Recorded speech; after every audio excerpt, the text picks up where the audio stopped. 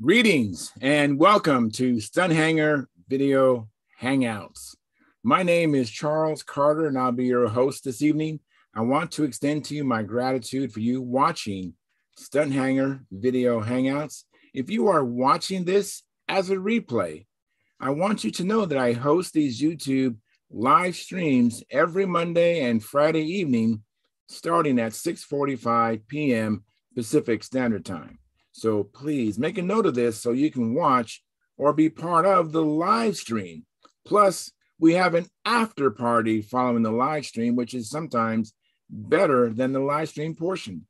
You must be a registered Stunhanger Forum member to find the link to be part of the live stream and the following after party. Here at Stunhanger Video Hangouts, we talk about building and flying model airplanes, sport flying, competition flying, and what you've been doing lately. To join our conversation, if you are already a member of Stunhanger Forum, you can find the link if you scroll down to a section called At the Bench. Now, if you're not a member or if you're not logged into Stunhanger Forum, the At the Bench link will not show up. Now, if you are not a member, please register at stunhanger.com/SMF. That's Smart Men Flying. You must place a space between your real first and last name when you register. You must also use a valid email address or Sparky. The proprietor of Stunhanger will not approve you. If you're inclined to not come in, just enjoy watching us on YouTube, wonderful, fantastic. Please enter your questions or comments in the chat box. I'll do my best to make your comments a part of the show. Understand, sometimes I can't get a word in myself, so be patient, and I will ask our illustrious panel your question or state your comments. By the way, you can only make comments or questions during a live stream. So like I said earlier, I host these YouTube live streams every Monday and Friday evening, starting at 6:45 p.m. Pacific Standard Time. If you find the Stunhanger Video Hangouts that I host or the many building videos that Sparky does on this platform informative and enjoyable, please give us a thumbs up. That's a like. Subscribe, and when you subscribe, hit the notification bell so you'll get notified whenever myself or Sparky starts a program. And also consider joining our Sparky's or Stunhanger's YouTube channel memberships, which start at just $4.99 a month, which is less than 17 cents a day. And you can also use the super chat, which is located at the bottom of the chat box, to make donations. You only can use the super chat during a live stream. So like I said earlier, come on in during Monday and Friday nights, come in, make your donations. And then if it's more convenient to watch the complete show at a later time, well, that'd be fantastic. Now, your support helps offset some of the expenses of running Stunhanger. And with your memberships, you'll get special badges that Sparky and I can see in the YouTube chat box, and unlimited replay of member-only videos. And once a month, Sparky has a question and answer show for members only. Now, this is Sparky's YouTube channel. I'm only in here twice a week. So if you want to get in touch with me, go to my YouTube channel, which is Flying Control Line Stunt. That's Flying Control Line Stunt. And place a comment or question on the 2019 AMA National Championship video, which Sparky actually shot with his own camera of me flying his beautiful Junar XL. And if you make your comment there, I'll be quickly notified and I'll be able to respond to you very quickly. I want to thank you for your past, your present, and future support. You are making it happen. Please keep the conversations family room friendly. In other words, please don't use words or do things you wouldn't say or do around your own children or grandchildren. Without any further ado, I'm going to post the link at the Stunhanger Forum now. So let me do that, and then I'm going to go to the what I call the control panel in YouTube. So let me click on the link here to post that. Okay, so I'm getting ready to post the link. The link is posted. That's the only way you can get into the show, is go to Stunhanger Forum and look at a section called At the Bench, and you'll see a link with today's date. That's the only way to get in.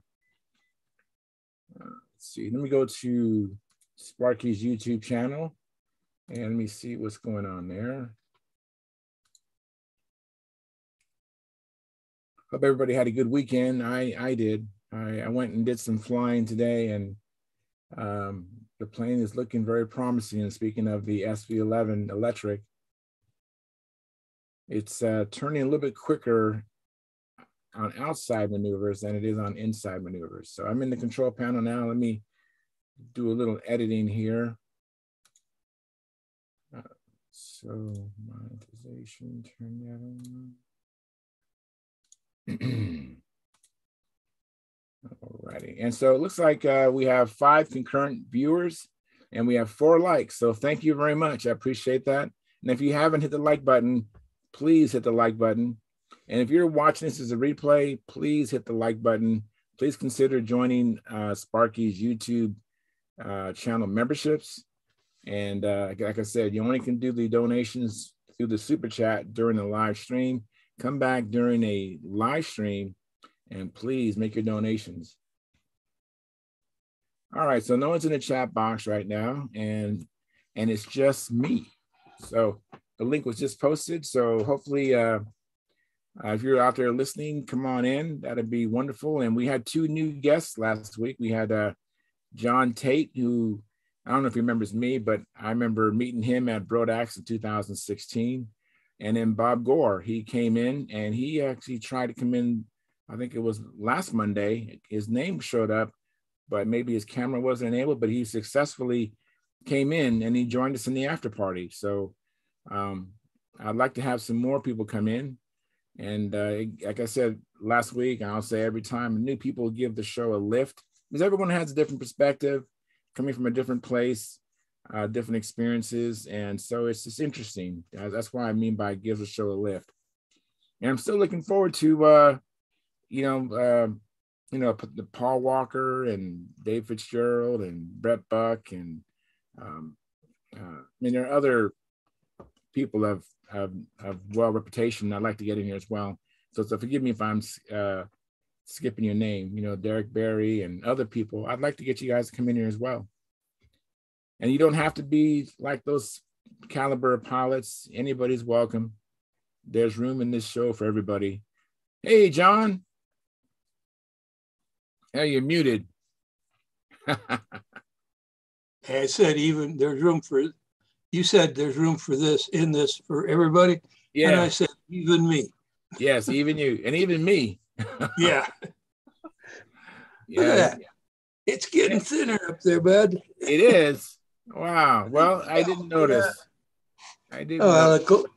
I used to keep the glare off, but not so much anymore. Yeah. Well, myself being so short, I wouldn't notice the top of your hair getting thin. Well, that's true. Yeah, you got to look up. Yeah. Oh my goodness. So, what you been up to?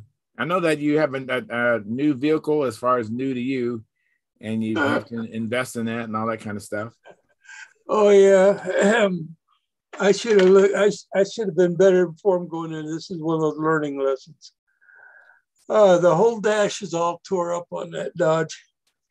I mean, and to get one is next to impossible because the Dodge Rams are known for their dashes going to pieces. The sun gets on them and just tears them up. And so there are kits, but you got to have the original dash there, and then these parts go over it. They're covers, and they bolt on. And they look real nice. Okay. But I don't have the original dash there. So whoever did it took it out. I wonder if you just can't go by the VIN number. I'm surprised you just wouldn't need this VIN number. Well, the thing is, they don't make them.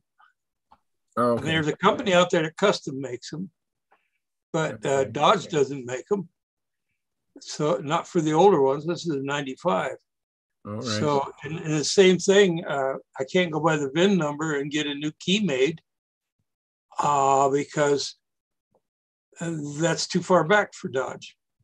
Wow. I know. It's just sometimes it just seems that they just try to discourage us from having old vehicles. I have old vehicles myself, so I understand. But speaking of model airplanes, I know you've been busy, but have you done anything with model airplanes? Well, I spent a lot of time today on the internet looking up things. I was trying to find a good FAI fuel for my stalkers. I was first going to try to build it, but since they closed the drag strip down in Salt Lake, there's not very many places to get methanol. And somebody told me that on the stunt hanger here this meeting last week, that methanol is available from Ace Hardware. So I went over there and checked that out, went all through everything they had. They've got alcohol, but it's alcohol fuel for alcohol stoves. But I don't know if that's the same thing as methanol. It doesn't say methanol on it. It says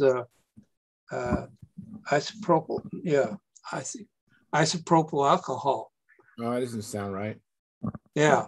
So, so then I came home and did a search, and I'm having a rough time finding places even on the internet. I've got more search to do on it. But I did remember that FHS, Redmax in South Carolina, I've dealt with them before years ago. That I thought they made pretty decent fuel. They made a mistake, and they apparently bought a boatload of somebody's reconstituted castor oil, and so they had little white floaties showed up, and nobody wanted to use their fuel. I think they've gotten rid of that problem, but I'm not looking for castor oil anyway in my fuel. I want 17-18% synthetic, a good quality synthetic. Right. So they don't sell it by gallon anymore. They sell it by quarts. Minimum is 4 quarts. Price break comes in at 16 quarts and 20 quarts. So I'm trying to decide whether to buy 20 quarts or more and get the price break. Maybe spread it around to guys like you and other guys that are in the hobby. You're making your own. Yeah, I am. I was going to tell you that. Look up VP Fuels. VP Fuels? Yeah. Okay, I'll do that. They have distributors all over the nation, I think. And you might be able to find methanol from them. Without the hot rod market in Salt Lake anymore, they literally tore down the only drag strip around. So anyway, but I'll look them up. VP Fuels, see what I can find. VP Fuels, the same company that makes the Power Master fuel. Called VP Fuels. Oh, okay. I'll check with them. And then because it's just as easy to buy 5 gallons of methanol and a gallon of what's the Castrol what's the number on the oil, the synthetic that you guys are using? It's a Castrol blend, I think. Do you know? No, what I'm using for my stalkers is I'm using Klotz Super. That's it. Klotz Super template, excuse me. And they have like 3 different fuels. You gotta be careful. You want to get the one that's all synthetic. There's another one that sounds similar to that, which is a mixture of synthetic and castor. And another one, sometimes Morgan Fuels, they'll sell you a quart of all synthetic. So I've purchased it from a hobby store from Morgan Fuels, the synthetic oil, pardon me. Yeah. Well, I'll check, and I'll check with Redmax too. I like their synthetic. I thought it was a pretty good synthetic. We'll see how it goes. So yeah, I've been doing that airplane wise, checking various things out. Haven't really done anything on the airplane itself, though. I understand that. Let me say hi to Gary. He came in next. Hey, Gary Sinclair, thanks for coming in. And then Tryon, thanks for coming in, Tryon. And Tom, thank you very much. Appreciate it. Hi, Charles. The chat box, I have Dennis. He says, check out windshield washer cleaner makers. I have gotten methanol from one in the SLC area before. Oh, really? Yeah, that's what Dennis says. And I don't know which Dennis this is, if this is Dennis Adamson or another Dennis. And then Marcel Legrand, he says, evening, Charles, John, and everyone. So good evening, Marcel. Good evening, Marcel. Actually, it's Mark, I think. M-A-R-C. Good evening, sir. Well, his name is Marcel. Okay.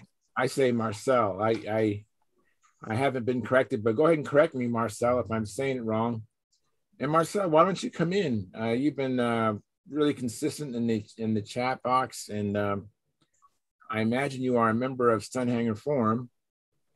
So come on in. That'd be wonderful to put a face and a voice to your name. Well, I've got that stuff all taken care of. Anybody else done anything regarding model airplanes? I've been working on fixing a set of floats on one of my Carl Goldberg models, the Eagle 2. Have you thought about going with a single mono hull underneath the fuselage and two sponsons out on the wingtip? Yeah, I have some planes like that. But yeah, this one just has two pontoons. Okay. But yeah, I put a YouTube video up about that repair. They're just foam floats, but one got broken in half with a little control system mishap. Oh, yeah. It ran into a tree, not in the water. Oh, okay. I was wondering how it broke in half. Landing in trees is forbidden unless you're a chicken. But I used carbon fiber arrow shaft and put that inside the foam float to stiffen it up when I repaired it. Have you given thought to just covering it with anywhere between 16th and 1/8 inch balsa? Yeah, I have some floats that are balsa covered and some that are ply and balsa, but it adds so much weight. So it kind of depends on the size of the airplane. Yeah. How much weight you want to add, but years these work ago, pretty well for this airplane. I have a set. Go ahead. I have a set on a Piper Cub that's more than 8 feet with a 30cc engine on it. And those are aluminum covered foam floats. Wow. And that works pretty good for a big plane like that. Have you looked at what Balsa USA has for floats? When I was flying RC, they had a plane called the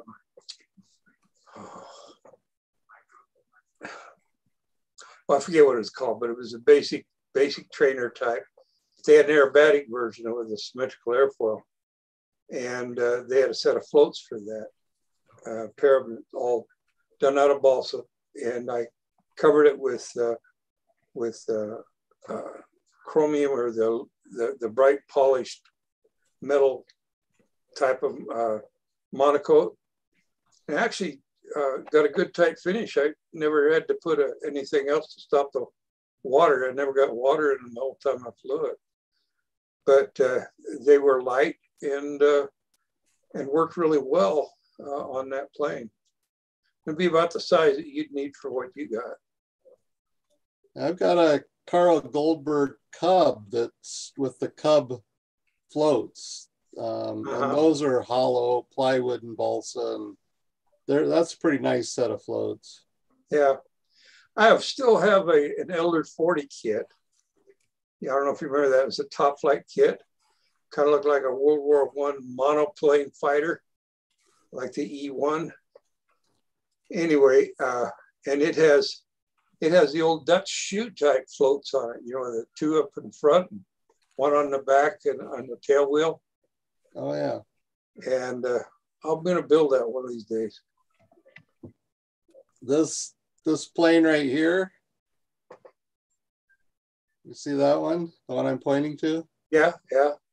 That's that's a homemade set of wood floats, but the spine in there is made out of pine. Oh, really? So they're probably a little heavy, but it's a 60 size airplane, so it flies okay. So it can lift them, okay.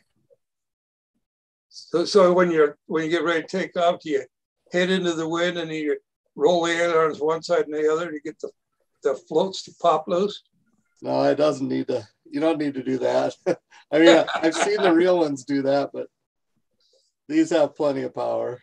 Oh, okay. So you just don't pull the stick back and pour on the power, take off that way? I've never seen anybody do that with an RCC plane. Yeah. I usually let it get some speed first. Yeah. I love flying off the water just because, you had this huge flat landing field, I mean, you can come from almost any direction if you're out in a boat, especially, but if you're on shore, you got 180 degrees you can work with to bring it in or take it off into.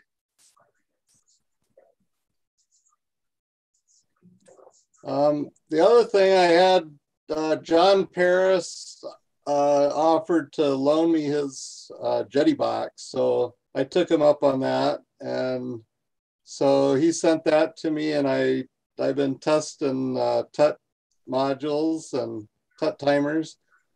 And I sent 2 off to Howard. So I just checked it before he came in. And he looked like it got to his house today. So. Oh, great. Great. So he's got 2 TUT timers, and I was kind of sad to John Paris he bought one and paid up front, and I sent it to him on the 7th, and he just notified me that he hadn't gotten it yet. So I sent him the tracking number, and he's tracking it down, and it looks like it's in Detroit now, at least. So Okay.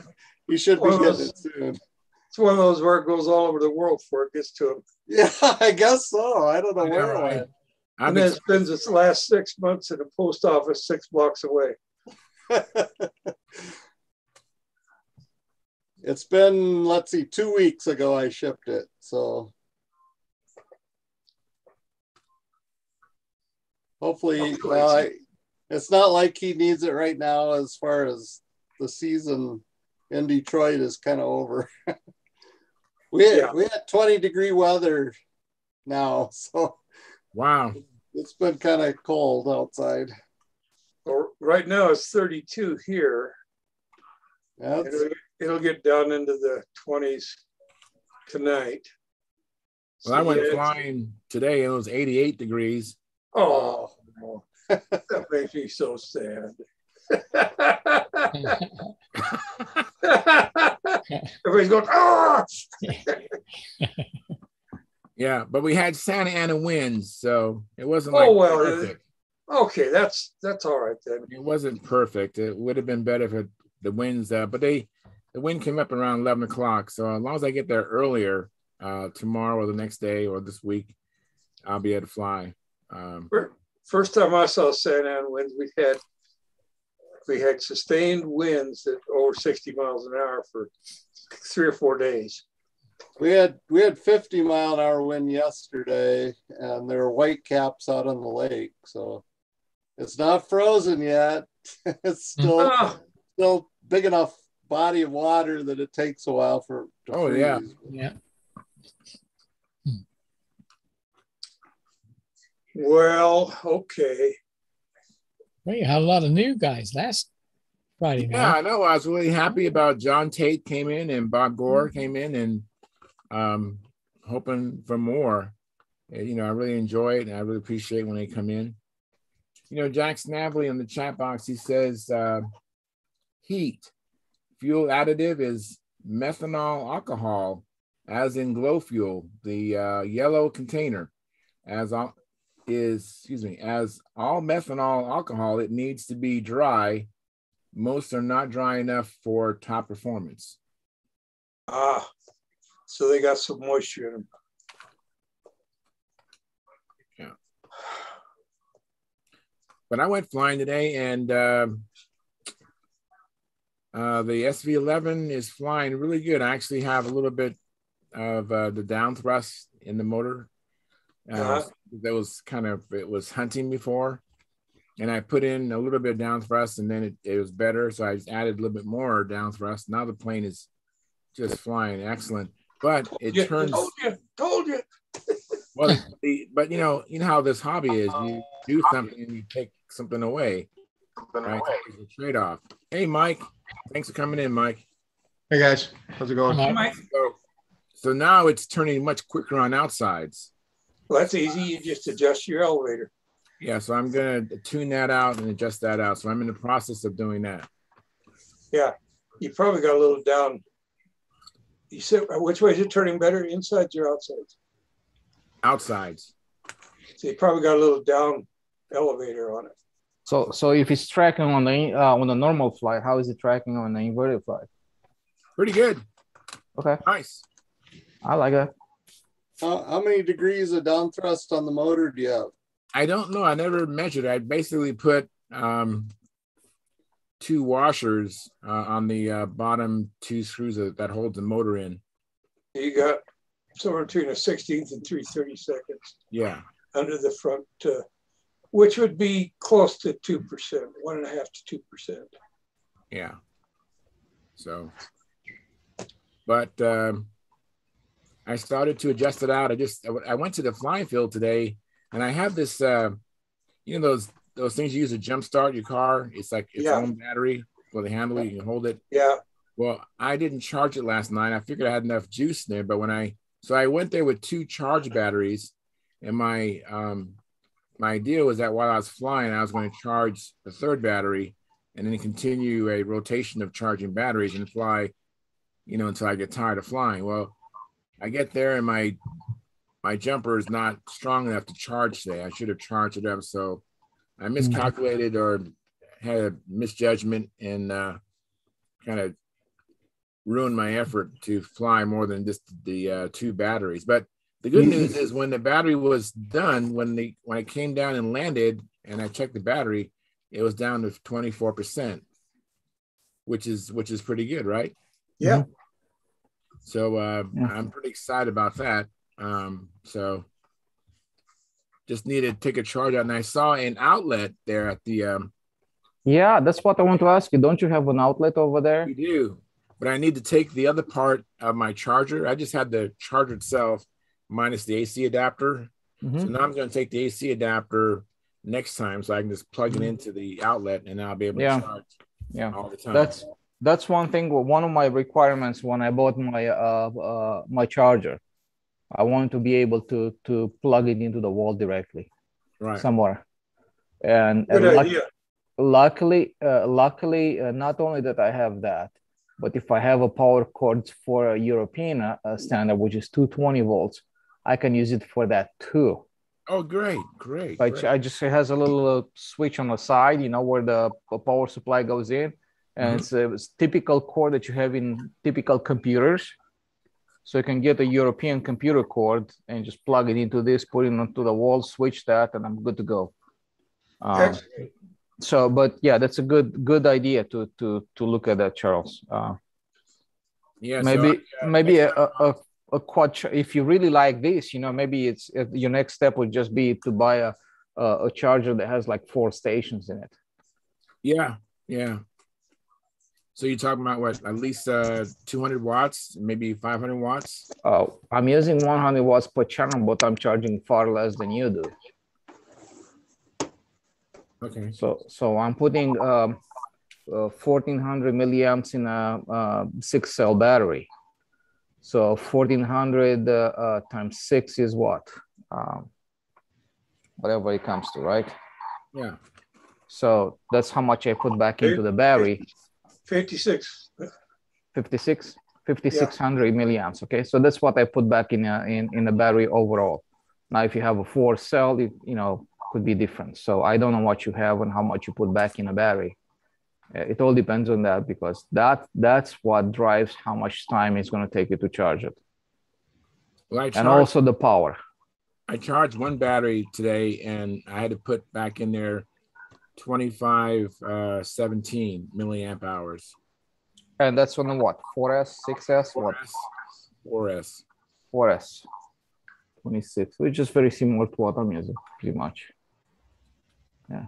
So, but it's like what I use. It's a relatively inexpensive charger that's 4 stations on it, and that works for me. It's 100 watts per channel. Okay. Okay. So I know there are other ones that are probably more powerful or better, whatever, But the more power you have, the more the cost is going to go up. Right. But for me, what I have right now, I can say again, I got lucky, and I got the right stuff for me, because as I'm flying, I have one battery in a plane, the other 3 are charging. And for me, that's more than enough to have a charged battery and put flight after flight after flight after flight. Yeah, that's what I'm looking forward to. Yeah. Flight after flight after flight after flight. Yeah. But you might need more than one charger, like with a single station. That's not going to happen. You need multiple stations. Okay. Well, I'm looking online. I'm hoping I can find a Black Friday price on a good, at least a dual charger. Now get a quad. Don't waste your.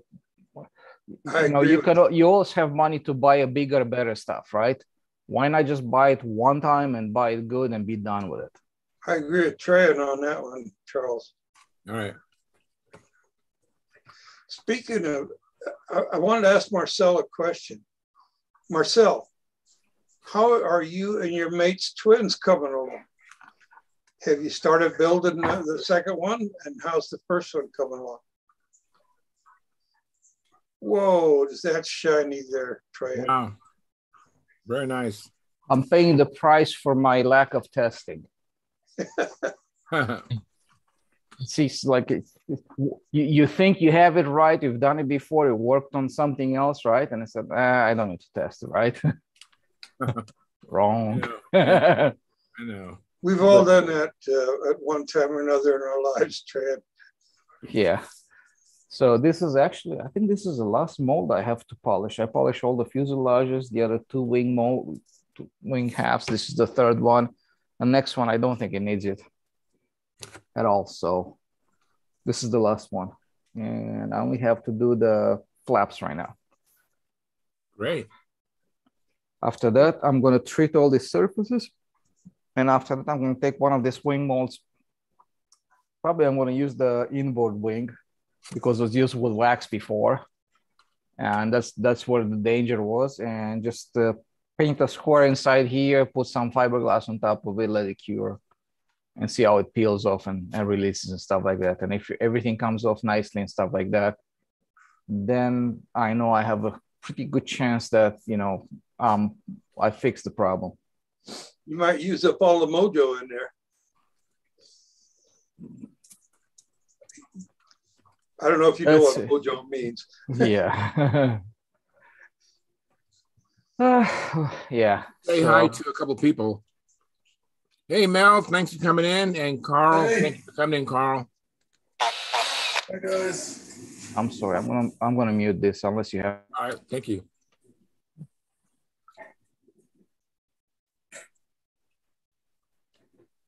Did Marcel come back with anything on there? Not yet. Not yet.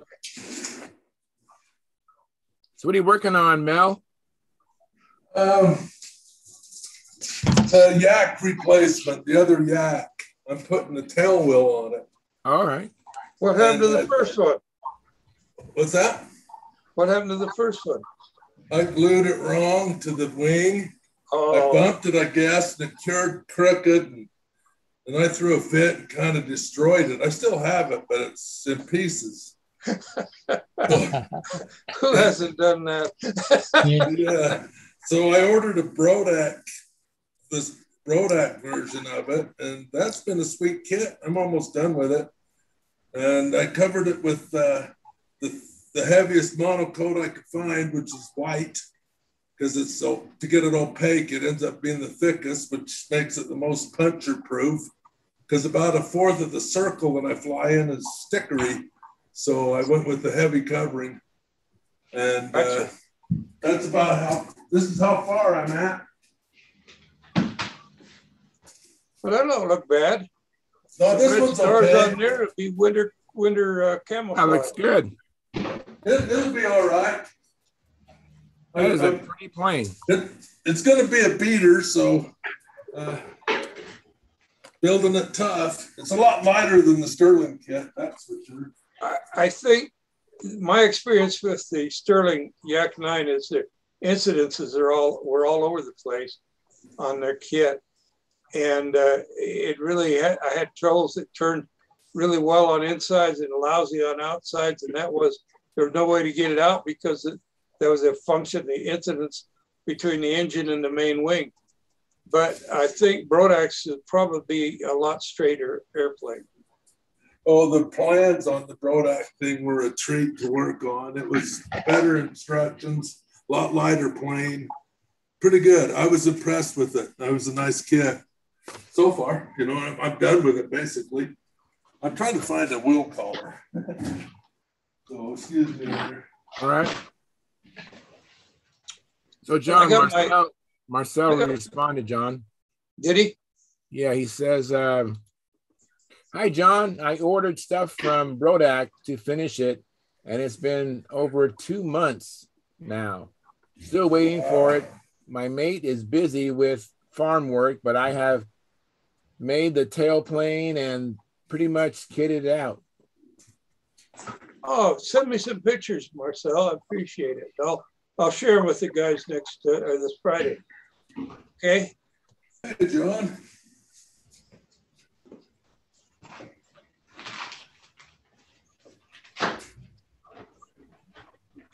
Hey, Charles, my oven is preheating right now, and I got to go throw a pizza in it. I'll be right back. A Red Baron pizza, right?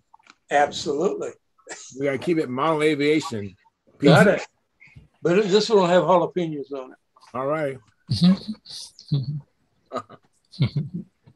like Mike's getting ready to sell an RC car. Yes. 2 of them.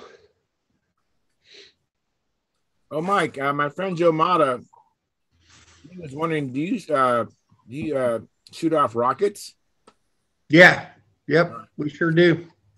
I got a mess of them here, and Dave Hallis from Florida was nice enough to give us a big box full of rockets and engines at the Nats this year. We met up. He messaged me and said, "Do you guys shoot rockets?" I said, "Yeah, we do."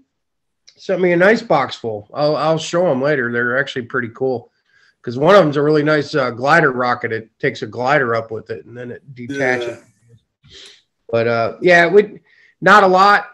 Maybe like once a year in the fall, we go out and kind of have a rocket day because rockets are expensive and it's no fun chasing them in the summer when it's 95 degrees down here and the grass is really tall. So we typically pick a day in the fall. We get, we probably have, I don't know, we got 12 or 15 total, everything from A engines up to D engines, even one E-powered rocket.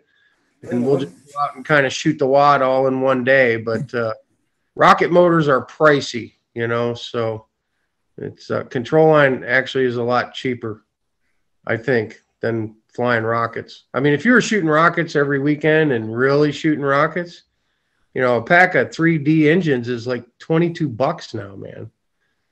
So it's $7 every time you send one up, man. That's a lot of money for one. I went out with Joe Mata last year.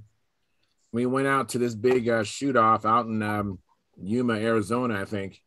Well, that was probably real rockets, though, not toy rockets like we're doing. So, and it was kind of expensive. He has a lot of rockets, but he was hoping to save on shipping a club nearby. He's going to see if they're interested in what he has. And if not, then he was maybe going to contact you and send them out to you. Well, we had a club when I was a kid, and I think back then it was like a quarter a shot. The engines were only a quarter a piece. Wow.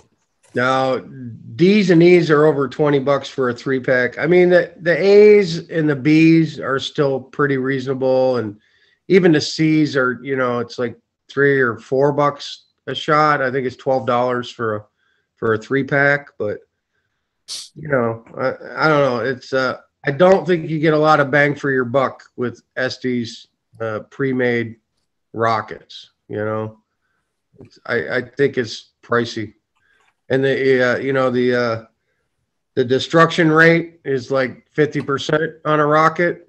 Sometimes they don't, the chute doesn't come out and they break when they come down. And even when the chute does comes out, you'll break a fin if it lands in the wrong place or the wrong way. They break a lot. You lose them a lot. Not a huge fan, but they are fun. They're funner when they're free. That's kind of my thinking on it. I don't want to sink a lot of money into them because I know the attrition rate on them and I know how expensive they are to play with. So they're better out. Someone says, "Hey, I'm going to go ahead." I built one with my grandkids, and of course, the first time we shot it, we lost it. You lost it, right? That's I know exactly. That's how it is. Even the little ones, you can lose them.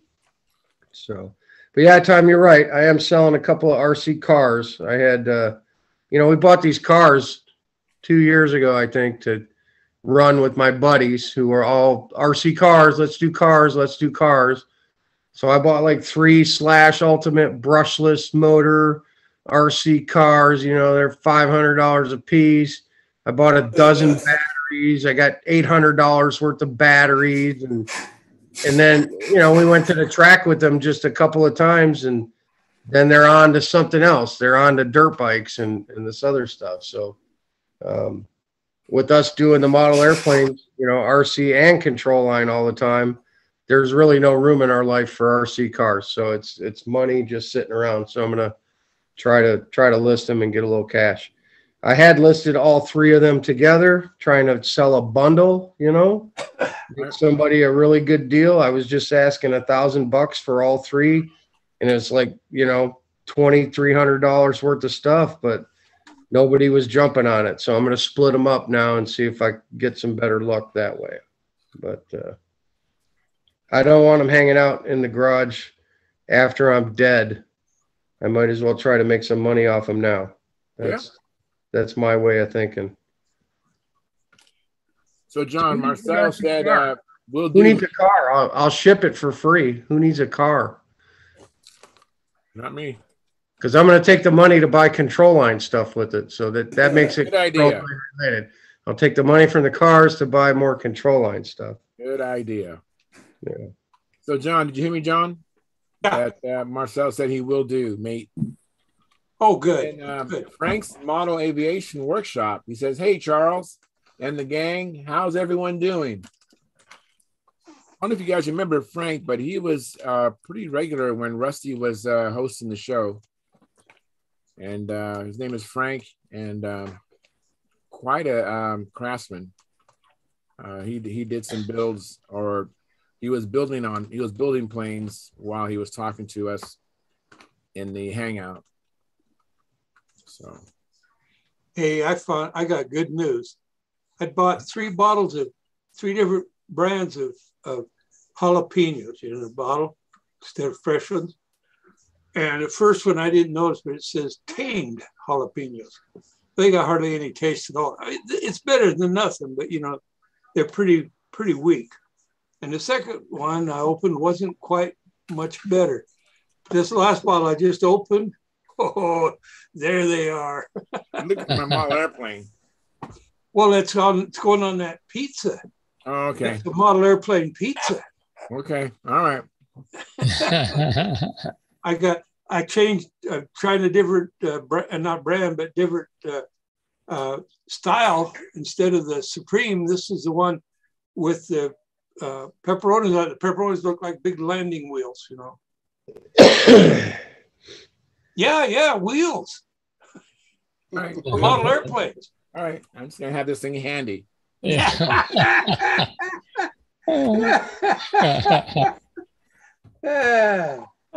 Your trust is insurmountable. Yeah. He's getting ornery. That's why we need some more new people so that we can stay on point. We talked about almost everything, I think, and so then we get drifting off the subject. Frank, he says, "Thanks, Charles," and I guess he's thanking me for explaining who he is. And he has his own YouTube channel. It's called Frank's Model Aviation Workshop, so you can check it out. He's quite a craftsman.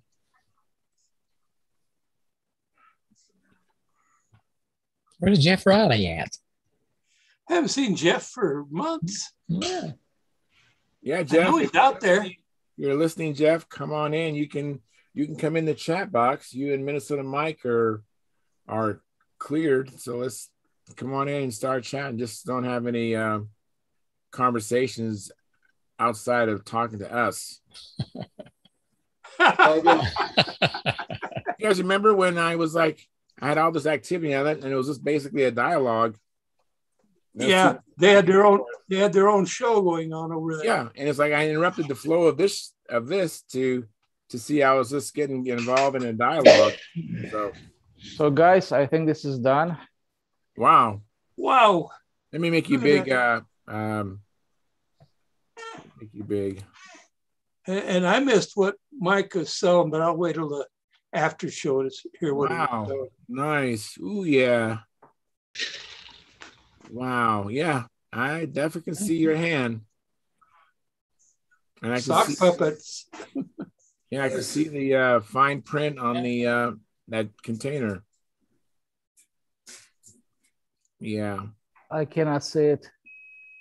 If you guys can see it, that's pretty good then. Yeah, we can see it. Yeah, we can see it. I can't read this fine print, but I can read most other things on there. Well, that's pretty amazing. So now you was doing 5,000 grit. What was you polishing it with? No, those 3,000. I'm just using this this stuff. Complete polish.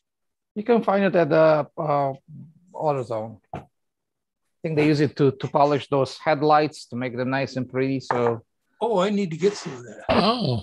And that works real good. I think it would work good on paint too. I think it would too.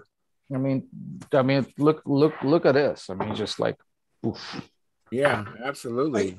I used to have a little buffing wheel that was like maybe 6 inches in diameter. What's Sparky's rule? 3 feet away? You should see the reflection. Yeah. 3 feet away. That's about 3 feet right there, but I need to we need to go farther. Well, anyways, you can see it. Yeah. Yeah, I think this is good. Now it's time to treat them. And so you gonna take them out to McDonald's? Or? This is the fuselage. Sorry, I couldn't help that. This is the fuselage. Treat well. That looks good. It's good, yeah. It's the permanent mold release you use to treat it? Yeah, it's called semi-permanent actually.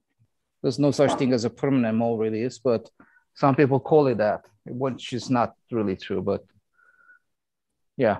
So it's going to follow by, it's going to be cleaned up with some solution. Then after that, it's going to have like a sealer that's going to seal the gaps and a little stuff like that. You put several coats, you buff them out. And after you do that, you come and put the actual treatment on the top of the mold, which is the third step.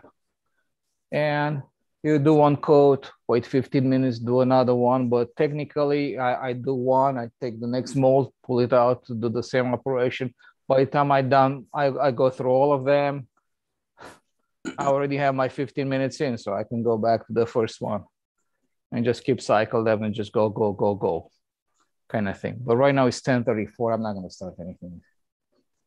And But I would like to actually clean them and see if if the surface holds the finish. Otherwise, I probably just stuff something on top of it that's not supposed to be there.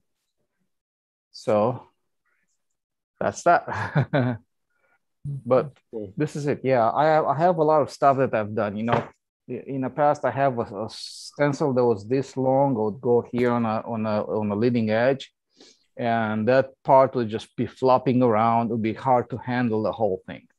So right now what I've done, I just have one piece here and another piece here. So now I can easily put this on. I can easily put this on.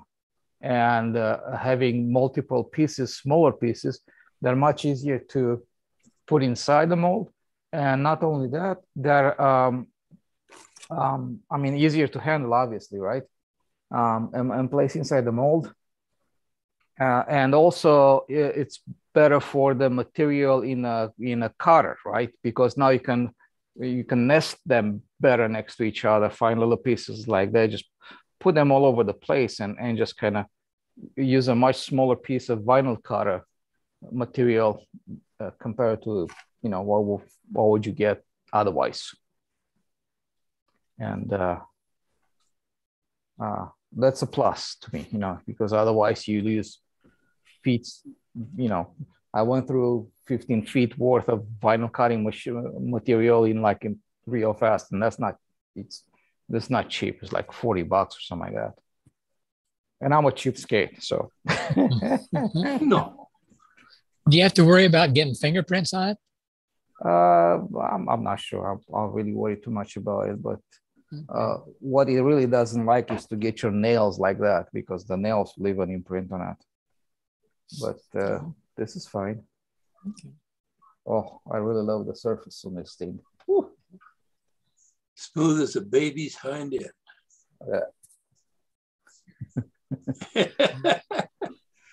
So I'm using just a buffing wheel like this.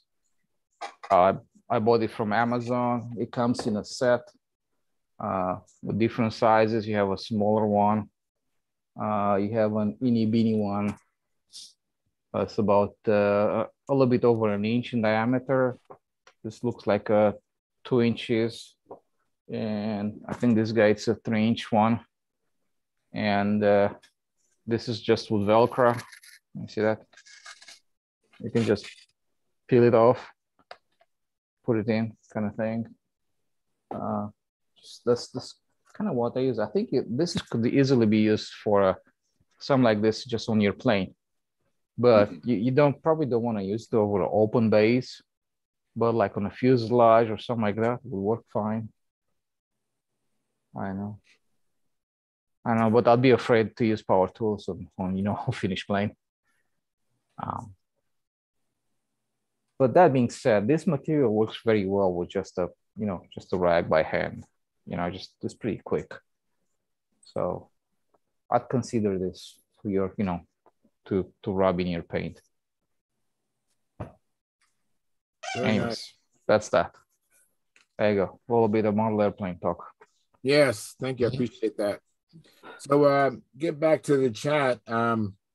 Frank's Model Aviation Workshop, he says, building a RC Top Flight P40 currently. It's not control line, but it is a model airplane related.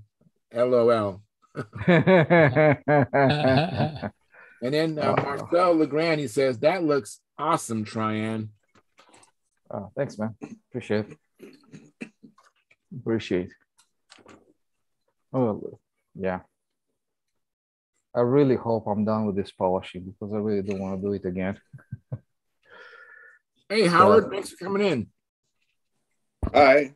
And it was like Christmas early today. I got my Tuts and I got the black raspberry jam and yeah, the Tuts are tasty and the black raspberry jam looks well assembled. But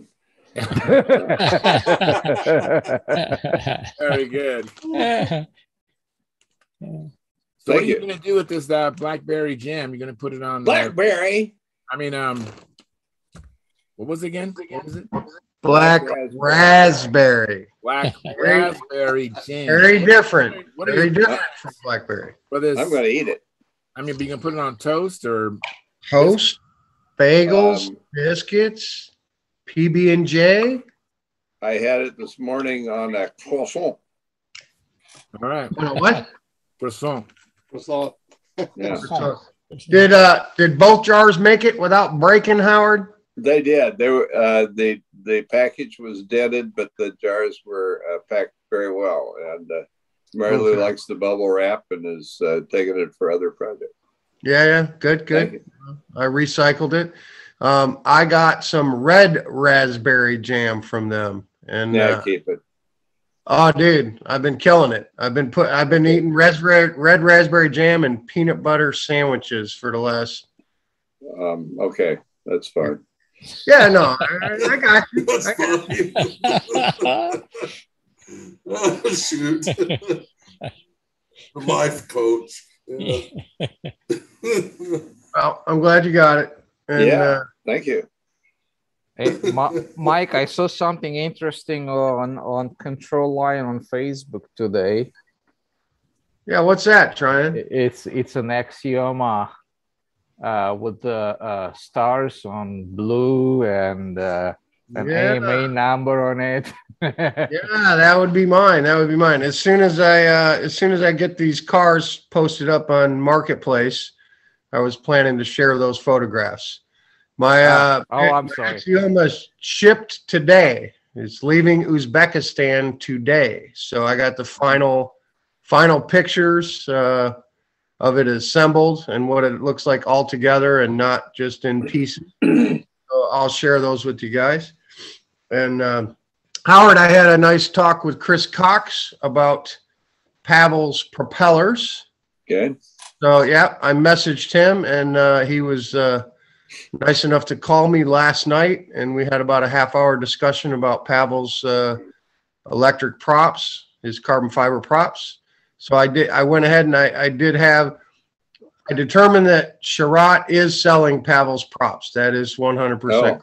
That's the Axioma guy is selling Pavel's props. Those are his props. So I talked to Chris about the 340 millimeter, the 325 millimeter, and the 320. And Chris said the 325 is the one to run on the badass 3515. It works out to I rounded it up to 12.8, but I think it's 12.7.98. But 12.8 is the deal. The 320 is a 12.6. 340 is a 13.3, which I think is too big. But anyway, Chris said he was having the best success with the 325, and he said he's switching back and forth between Igor's prop and Pavel's prop. He kind of flies both. So, and he said he thinks he likes Pavel's prop better than Igor's. Really. Oh, okay. That's good because you can get him. Is what he told me on the phone anyway. That's what he told me last night. He's like, I keep going back and forth. He's like, I keep switching back. And he seems to think that Pavel's might just be a little bit better. But to someone like me, I'm probably not going to notice, it's you might notice, or Paul might notice, but I probably notice off the bat. I would love to make some molds, man. make some real props. Gator props. So I got 2 coming anyway. I told Sherratt to put 2 in the box. He's charging $5 more than what Pavel charges, but I figure if they're coming from over there anyway, I might as well pay the extra $10 and have them in the same box that's coming to me, instead of trying to make another order. But I do have one. I have one also from Uzbekistan. No, I don't think Pavel's props are from Uzbekistan. I got the email from Howard. I could tell you where they're from, but I'd have to look it up. But then Steve has the one Igor prop that he's sending to me. So I'll have, 1 Igor prop and 2 of Pavel's props so I can play with them both anyway. Yeah, if you turn out you don't like the Igor prop, I know what you can do with it. I want 4 jars of red raspberry jam from Washington State. Yeah, red. We got the berries. They grow berries here. They don't know what black raspberries are, but they grow other species. Well, there you go. In fact, they grow wild along the river. Blackberries grow wild. Mm-hmm. Yeah, but who's going to go down there and collect them all and turn them into jam? That's the question, right? I would if they're black raspberries, but not blackberries. Not blackberries, yeah. Howard's a stickler, man. He's like, no blackberries. They got to be black raspberries. That's funny.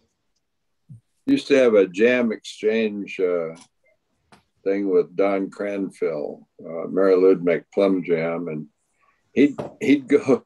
There's some fence he'd go and pick these berries, and there were snakes on the fence. And he'd send this jam or give it to us as an ass. It was pretty good. I forget what berries they were. Yeah, old Don. That's a shame about him, man. Yeah. It's coming up on about the time he got sick last year. Mm. Yeah, it's coming up on the one year for him. Wow. He was a cool dude, man. Cool dude for sure. Mary Lou makes plum jam? We had plum trees at the old house. Oh, the old house. Okay. All right, we got to stop talking about jams and jellies and get back to my alleviation. Yeah, before Charles starts flying the airplane around. But we were trading jam for control line parts. I mean, so that kind of leads in. I got vortex generators and a bycast unit for sending Howard some jam. So we traded jam for control line parts. So it relates. Yeah, it relates. Well, sort of. It relates. We could talk about money too, because we spend money on control, but that's different.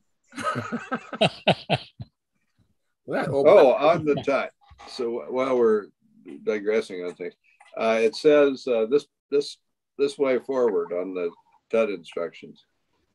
Is it not also necessary to orient the tut such that it's parallel to the fuselage side? Yes. Yeah. Is it parallel to? It has to be where the component side is to the top of the plane, doesn't it? Component side to the side of the plane. Oh, really? I think so. Okay. What kind of you have probably an accelerometer built into it to sense the high G load in the loop, right? Gyro. A gyro. Okay. It's 3-axis gyro. Okay. Yeah. Now it could so be whatever you use for the gyro, you can use in any axis in any direction. You can go in X plane, Y, or Z plane.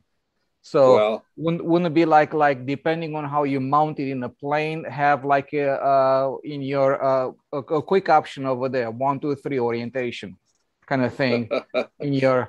Yes, it could be software selected. And that's quick and dirty. So you don't have to mount it in a certain way. Maybe some people don't have room to go in that direction. They have room to go in the other direction. And it would be nice to have an open door over there, wouldn't it?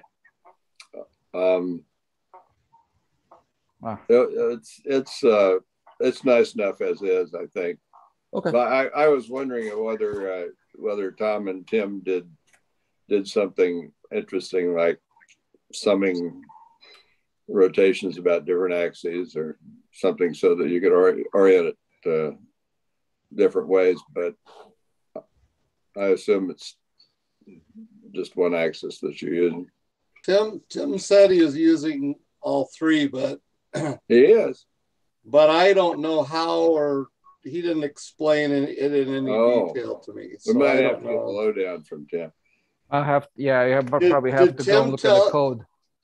Did Tim tell you that it needed to be mounted on the side of the plane? No, I probably told him that's where I was going to put it. Oh, okay. All right. We'll get the lowdown from Tim.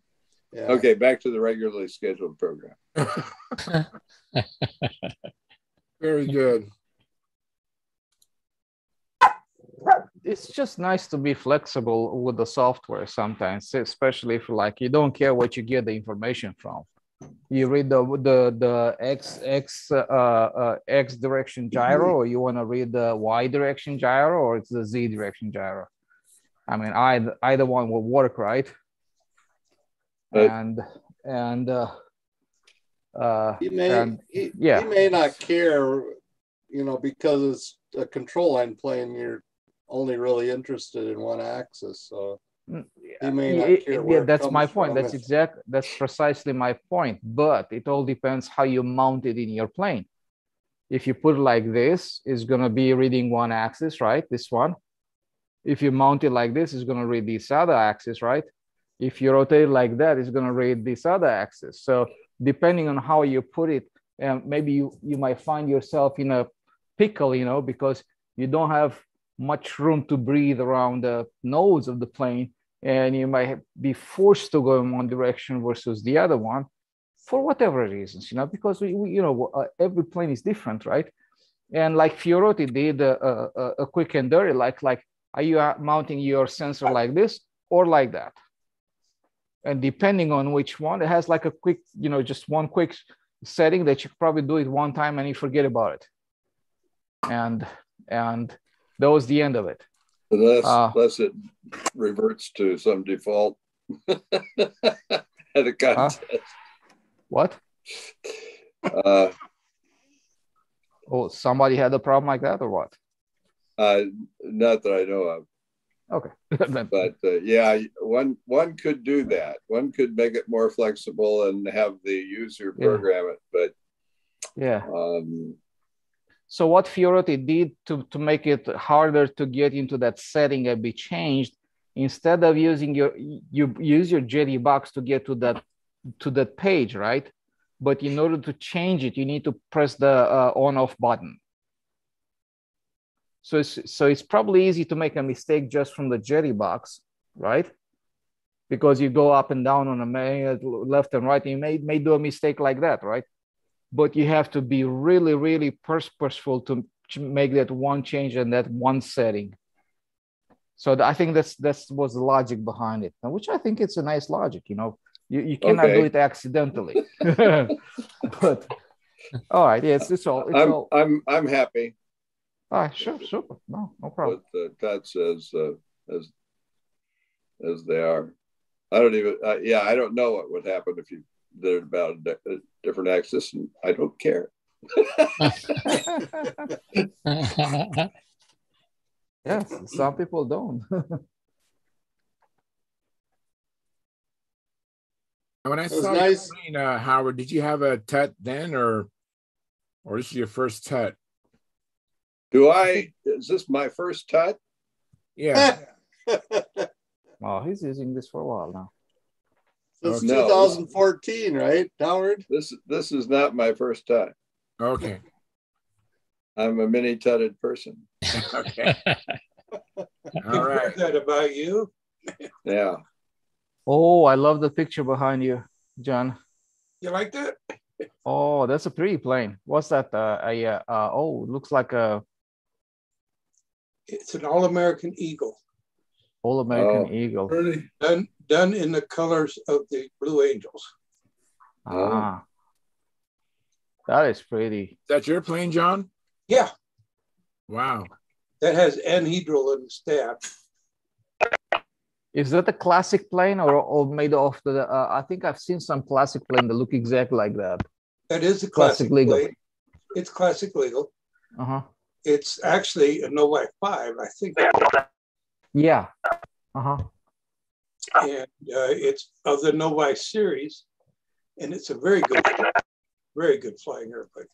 Mm-hmm. Yeah.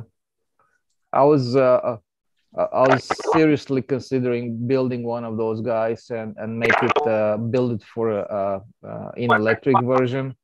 Uh-huh. I know everybody's gonna cuss at me because it's a classic plane. Probably I'm gonna fight in classic contests. So what?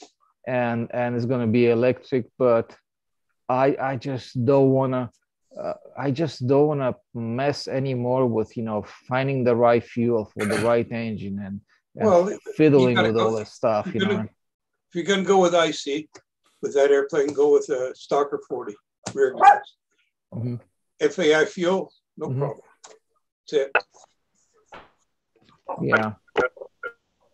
That's what that has. The Stalker 40 runs on straight FAI fuel, 620 square inches, I believe, and handles it just fine. Yeah. Here you guys. Pardon me, gentlemen. Let me introduce Bill. Hey, Bill. Thanks for coming in. Yeah.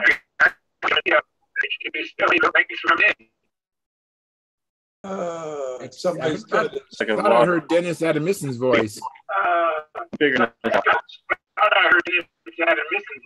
No, that's your voice, Charles. Somebody's got YouTube running in the background.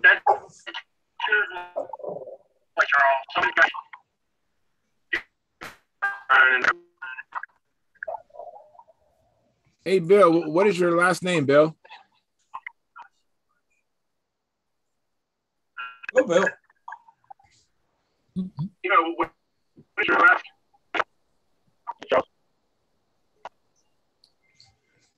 That's a bad connection. Yeah, we have a bad connection, Bill. But he's trying so hard to get in here. Let's see. Yeah, I know. I think he's locked up too. I think he's frozen. He hasn't moved at all. Turn your camera off, Bill, and just go to voice. Let's see how it works.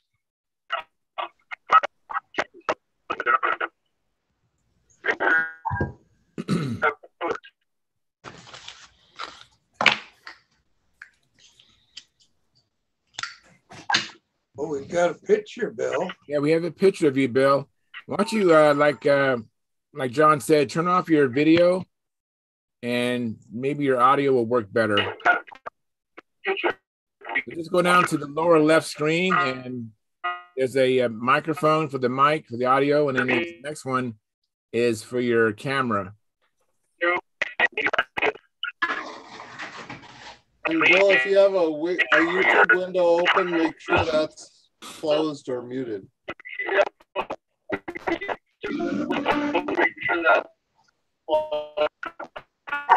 Oh, he's moving now. Oh, shit.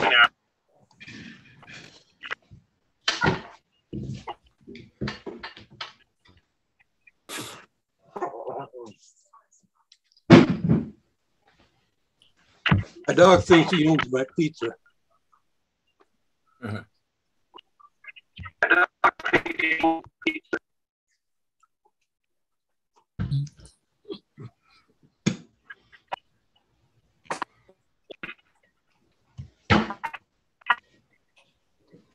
Hey, Bill, again, just turn off your camera just temporarily and then talk to us.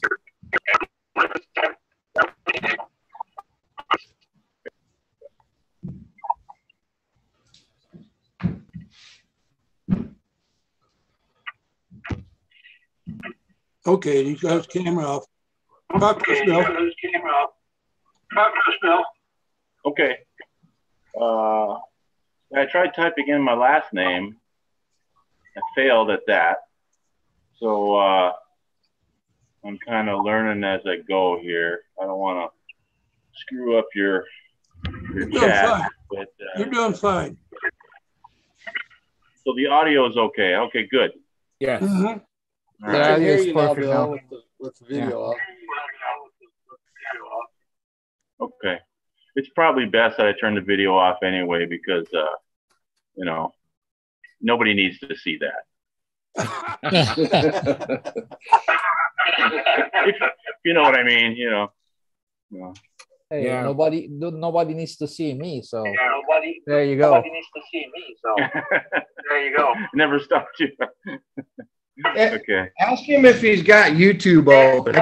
He's got to have YouTube open. Okay, let me try that. Thank you. Close YouTube. Have it YouTube. open on my phone. Yeah. Shut YouTube down, and then I think you'll be fine after that. Yeah, we're getting feedback through YouTube. Yeah, it's causing an echo, like an echo or feedback.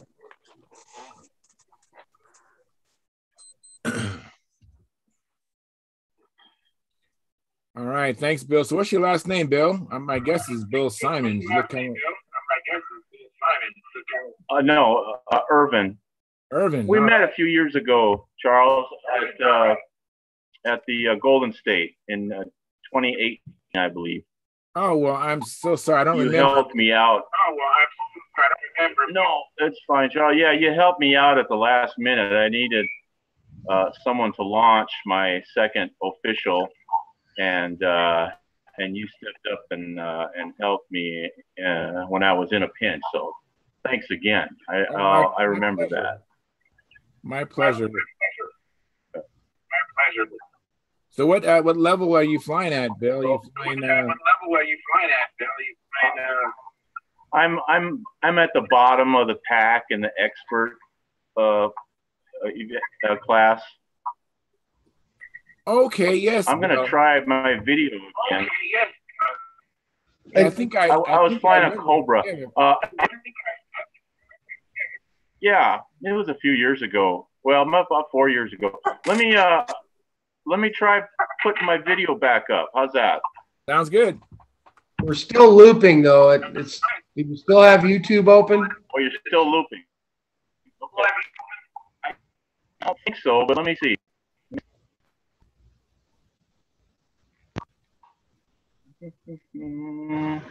I apologize. All right, we all went through it.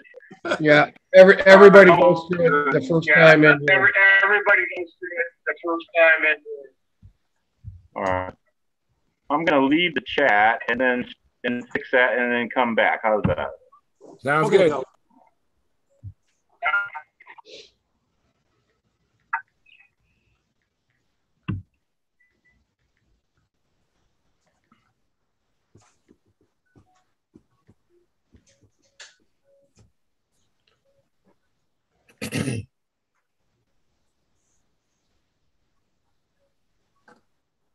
So Howard, are you still flying in your backyard? Is the weather conducive for you flying?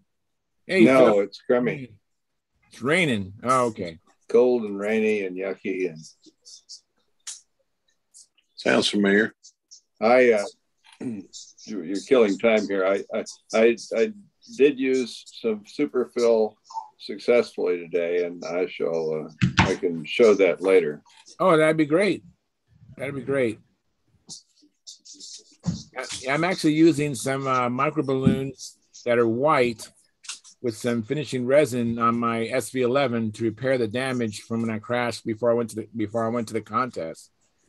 And I'm choosing that white one because I'm going to cover it with white covering, and I don't want, like superfill would probably show through, even though it's a light blue, it would show through. So I'm using the white micro balloons to. What are you having to fix, Charles? Underneath the air inlet on my SV11, my plane crashed right before the contest. Yeah, I remember that. And it pushed in the all that balsa wood. So I pushed it out, but it's uneven surfaces right now. So I'm just I am repairing it, kind of thin layer at a time, building it up. I had to do the same thing on my Vector. Yeah, so that's. I went with the Vector because it doesn't pull as hard. I've learned my shoulder just can't handle the big birds. Yeah. But did you put fillets on yours? No, mine is not. I just kind of built mine stock. It does not have anything extra. One thing which is a little bit out of the ordinary is the canopy comes off the plane, canopy and the fuselage sides. So I have access to the push rods. Very slick. Yeah. Well, let me tell you a little trick. And it's not original. I didn't come up with it. Will Davis, I looked at his SV11 and it had real nice, pretty white fillets on it. The planes are white with trim. And I asked him, how the heck did you get such a pretty fillet on there and fill it in? Because that's obviously an ARF. He says it's bathtub caulk, white bathtub caulk. Oh, you put that on there, wet your finger, rub it, make it as small as you think you can get away with. Make it very small. Then wet your finger and just rub around the fillet, rub part way, wipe your finger off, rub part way, because it builds up and it'll come out. But just rub it down with your finger, a wet finger, and it works. It looks good. But now, word of warning. You got fuselage side and the wing. Right. You put a piece of tape here and a piece of tape here, because that stuff spreads out when you rub it, and you can't get it off, and it just looks rough. I found that out the hard way. So do mask it off, but and then just before it really sets off, you go back with wet finger, alcohol on your finger, whatever, and rub that down again to rub where you pull the tape up to rub that edge down, and you won't see it, and it's white, matches the Econocoat, and it's really amazing. Oh, that's a great idea, because I would like to fix some of the glue joints, the rudder, and the stab. They look kind of rough. There's no fillet. It's just pieces of wood glued together. Yeah. After I crashed mine, there's the rudder had got knocked off, and I couldn't fix that where it didn't show. So I cut a piece of black. Now it's red. I cut a piece of black and just accentuated it. I mean, you can't miss it, but it looks better than it did when I tried to patch it. You can't find the red that matches that red they used. Yes. You can find it's too red. You can find it's too orange, but I think I bought 4 different batches, and I never did find one that matched. So I just made my repair in black, and it turned out pretty neat. Yeah, my SB11 is green, and I can't find that color green either. I don't know where they get the stuff they use, but you can't match any of it. You can't match the blue either. Probably need to call Brodax, and maybe they can send me some of their film. But well, they said that they sent it to China, but they sent they sent a bunch of it over that came directly from. Oh, I love that, John. I love your background. That I forgot which airplane it. I forgot which airplane that is, but sure is pretty. That's the Blue Angel. All-American Eagle in All-American Eagle. I have plans to that somewhere. I've got to find them. But anyway, it works, Charles, and you can make it work very well. But that's slick. I'll try that. You'll like it. Hey, Dennis. There's another thing you can do. What's that? If you want to try a different thing. For instance, you've got that part, the canopy that comes off. Yeah. You might want to have a fillet along that, but you don't want to stick that to the wing. Right. There's a way of taking mix up 20-minute or 30-minute epoxy, mix it up with either micro balloons. Micro balloons probably the best to mix it up with, but you can use that ground up fiberglass, milled fiberglass they call it. But anyway, what you do is where like that, where you've got that center section, the cockpit section coming down, you get some of that clear food wrapping. What do they call it? It's a self-sticking stuff, real thin plastic. What is it? Saran wrap? Are you talking about? Saran wrap. Yeah, saran wrap. You lay that on there on both sides, and then what you do is you mix up a little bit of that epoxy with that microballoons in it, and you just put a thin layer on the sides that are going to touch that, and you push it down, and you bolt it down, and you run an epoxy. You put a little fillet in there, and it's not going to stick to the wing because it's got the saran wrap between it. And then you let that set up. And when it's all set up, you lift it up, you pull the saran wrap off, and now you got where it'll come right down, and it forms a beautiful seal to the top of the wing there because it's formed right to it. Then you can also do that around the cowling. Yeah. And so you can make cowling really, the separation line really thin, and various other places. You can begin to see so many different places you can do this, but it's using the saran wrap and making it so that it doesn't get where you don't want it to be, and it gets where you want it to be. That's neat. Yeah, I did it with wax paper, and it's too thick. But saran wrap is much thinner than wax paper. I'll have to try that again. Yeah, try it again with the saran wrap. By the way, if you want to see a picture of yourself, sir, look on eBay right now and look up the Torino plans. Really? Yeah, you're standing there holding. It's got you standing there holding the Torino, and I was zipping through there, just not trying to. I wasn't looking for plans, and zipping through there. I said, "Now wait a minute, I know that rascal. It's your Torino. You got back when you had a mustache but no beard." Oh, really? So it was a few years back. Yeah. Yeah, it was. I'll be darned. I wonder. I don't remember a picture being taken. Yeah. Well, look on eBay. Look on eBay in control line plans. Okay. Or just control line stuff. You'll see it. You can't miss the Torino. That thing's so brightly colored it just stands out when you get near it. But I like your eagle. That's really pretty. Huh. That is really pretty. You still have that? This plane, yeah. How does it fly? Well, I've got to do some work on the platform. That's another one where my solder solder let loose. Yeah. I've got to cut into it and fix that.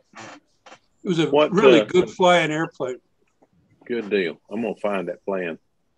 I've been looking to build something different, and that's very different. Well, if you can't find it, let me know. I'll send you a set of plans that are already. All right, that is really sharp. I love that plan. That's back. I won't say that's an old picture, but that's back before we had to use mufflers. No, it's kind of rigged up. I found the image you're talking about, Phil. There you go. That's it. Oh, that's at VSC. Yeah. Yeah. Oh, look at the guy. Look at that guy. He actually has a chin. The dude could fly too, as I recall. I didn't see you fly the Torino. I saw you fly the. Here we go with the Cha-Ching again, the Pathfinder, but it was the full body one. What is the difference between the full body Pathfinder and the? Look at that. That's pretty. Full body Pathfinder. That's Warnholt's version. Yeah, he almost won the Nats with. Yeah, that's the one Sheik's actually built. Yep. I'll be darned. That's pretty. I'll have to capture that picture. I didn't capture that. Anyway, the Pathfinder full body and the Pathfinder LE. How much difference is there in those two planes? Well, there's a Pathfinder full body that's based on the Hershey bar wing, the rectangular wing. And then there's the Pathfinder 40, which was one that I worked up right after I drew the Pathfinder plans for Gordon. And it has a tapered wing on it. I think that's the one you had at VSC. I might have. You couldn't fly it, but you had it there. It was red, white, and blue. That's it. Okay. Mm-hmm. I'd like to have plans to that one. I remember liking that plane a lot. I've still got the pictures of it. No problem. If you wait a little while, I'm going to build another one. And I'm okay. I can wait. I can wait. Lord knows I've got 2 years worth of projects down there started now. Yeah. I'm going to go in there and play with the wing ribs. I'm going to go to Warren Truss wing rib on it and a sheeted leading edge. Warren Truss wing? Mm-hmm. Oh, you have my complete attention, sir. That sounds cool. Warren Truss, what is that? That's where your ribs are set up where they do this. Geodetic kind of a style. Oh, geodesic. Yeah. Oh, I get geodetic, it. Yeah. So they overlap. Yeah. 45 degrees? Yeah. Not quite. Like a little bit less than that. Why not go 45 degrees? Because that's the easiest thing to do. Too much spacing in the bottom.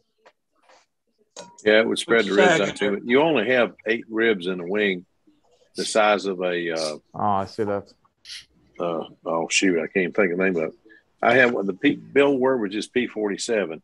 You only have 8 ribs in that wing anyway. If you put it 45 degrees, you'd have 7. That's just not enough. That's too much open space. Yeah. No, I think like more ribs actually overlapping. Mm-hmm. Well, I could do it and make it an 8 crate wing. No, that's true, but that's too much trouble. Yeah, it is. I mean, that is. It sure looks neat and semi-transparent. I did a sailplane like that 30 years ago. I don't even remember the name of it, but I did one. Yeah. And it took me forever to build that airplane. And then I took it to the field and absolutely was not impressed with the way it flew. But we uncovered the wing and resanded it, the leading edge, and made a Stelle 2014 airfoil out of it. And that thing was a weapon. It was a nice airplane then, but I'd already promised. A guy said he wanted to buy it, and I told him if he give me this much, he'd get it. Mm-hmm. Well, when I took it back out there and took off with a new airfoil, he was standing there. He's not a fella that has to go to the bank and get money. He has enough that he carries enough on him. If he sees something he wants, he buys it. And he bought my airplane. It lasted him about 2 weeks. He wanted to see how high he could get it. I said, David, you're going to lose it. You're going to lose it. And then it was just gone. Disappeared. Yeah. Yeah. So I don't know. But boy, that was a good. And then he turned around to me and said, well, it cost me to get you to do me another one of those. I said, you don't have enough money. There's just no way I'm doing that again. I did a Vildu one time, and I thought that was a tough sailplane to build, and all new stuff for me. Molded foam fuselage, and then a terraced wing that had three terraces on it, and beautiful airplane, big V tail, beautiful airplane, and it whistled when you put it in any kind of dive. But I sold that one as well. And the Vildu 2 had a Legionnaire wing with terraces, but I'd put the 2014 airfoil. I'd redone the airfoil, and now that one still flies great. I enjoy flying that one, but it's so darn big though. You need a winch, a high start. Unless you got a high start with a lot more beans than mine's got, high start's just not strong enough for it. Yeah. Well, I'll tell you what. Let me say hi to Dennis officially. Dennis, thanks for coming in, Dennis. Yeah, good to see you, Dennis. Always good to see you, Dennis. And I have a question for you, Phil. What is a terrace wing? What is that? Okay, a terraced wing is come off the leading edge and come back to the spar, and then it's got a little 1/8 inch drop there. It's not really 1/8. It was three. I think it was 3/16. It might have been smaller than that. I can't remember. No, it wasn't 3/32. It just steps down, and there's a little area that comes back, and it does it again, and it comes back and does it again. So there's like 4 steps on the wing is what it looks like. And the idea was to turbulate the air and make it stick with the wing more and more and more. But you got to remember, this was an airplane that was done with spoilers, not flaps. The original one was. So when I did the Legionnaire wing, the Legionnaire is what I started out with. It was not a Legionnaire wing the time I finished with it. Anyway, because it has a big section in the center that's flat and mounted in the fuselage. But anyway, when it was finished, mine had flaps and ailerons. It still had the spoilers because I started it just to be another Vildu. And then I built what I call the Super Vildu. I have to this day never found the plans to a Super Esprit. I love the Grand Esprit, but I cannot find the plans to a Super Esprit, or I'd build one. But anyway, I built this thing and took it to a couple of contests. Wanted to take it to the Nationals, but that was just about the time the Moldies took over, and it wasn't old enough to fly in Nostalgia. Now I could take it and fly in Nostalgia, but who cares? I mean, it's just one of those in-betweeners that just doesn't fit any category, really. So it's a beautiful airplane. It's a fun airplane to take out and fly once in a while, but it's so big it's hard to transport. Oh, that's pretty. That's just Cobra 7, isn't it? Is this Bill's airplane? Bill, is that your airplane, Bill? It says Howard Rush. Hold on here. I don't know whose it is, but sure is pretty. That's my question. Is it Bill's? Yeah, I've lost all my video here. Oh dear. Bill, that plane that I launched for you, was it the one with the 76422? 76422. Yeah, that's me. Okay. I don't see it, but that's my AMA number. Oh, okay. There's a picture of the Cobra. Venomous. That is beautiful. It's a shame I can't see it. Yeah. Show it up there again. I want to get. You know what? Let me make of you that. big, Howard. Oh, It's my mistake. Hang on, you guys. And Mike, I know you wanted to get my attention earlier. I will give you my attention in a moment. It's fine. Don't worry about it. That is gorgeous. You guys, can you see it now, Yeah. Bill? Yep. No, I can hear everybody just fine. Okay. Yeah, I think My this suggestion plane, I is- think when I launched it, go it out did and have come a back in. Super Tiger 51 in it. Yeah. And that Super Tiger 51 ran beautifully. I was like, well, I got like 3 of those motors. I was like going, why aren't I using them? Well, that's what I put on my Pathfinder. Everybody tells me it's too much power, Ching ching. but I'm telling you what, it sure flies good. Yeah, that was a beautiful plane, Bill. I really enjoyed launching it. I was enamored with the motor run. It ran so nice. Yeah, it was running good that day. Well, Bill, let's see. build it. So you're a bottom, Build another one, make it electric. It'll run like that every day. and Bill, you are a bottom dwelling scum sucker, right? In expert class. That was from the 2004 Golden State. Cool. Yeah.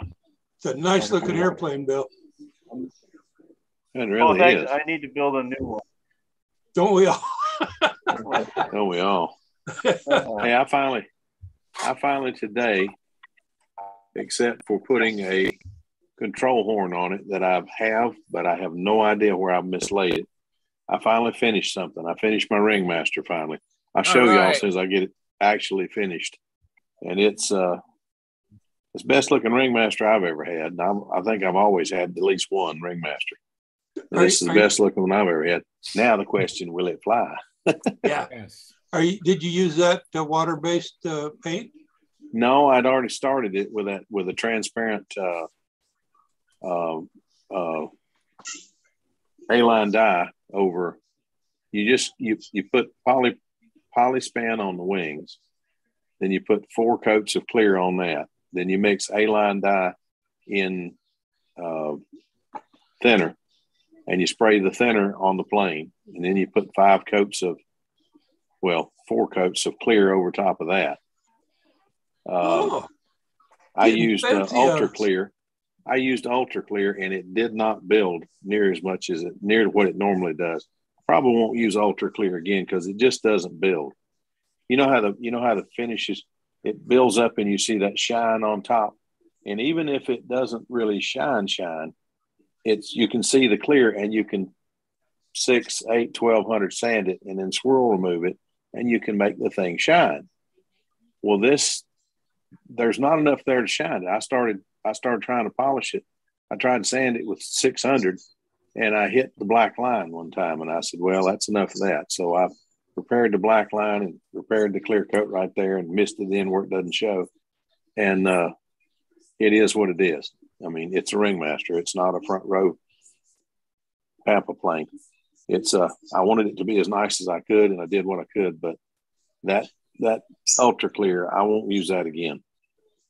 I might use it on a half A or something, but not, I'll use it up, using it for something. But I won't be buying any more of that $1.50 an ounce stuff, because it just really let me down. Tom Looper, I talking to him, he put it on his new Ringmaster, and he said the same thing. It doesn't build.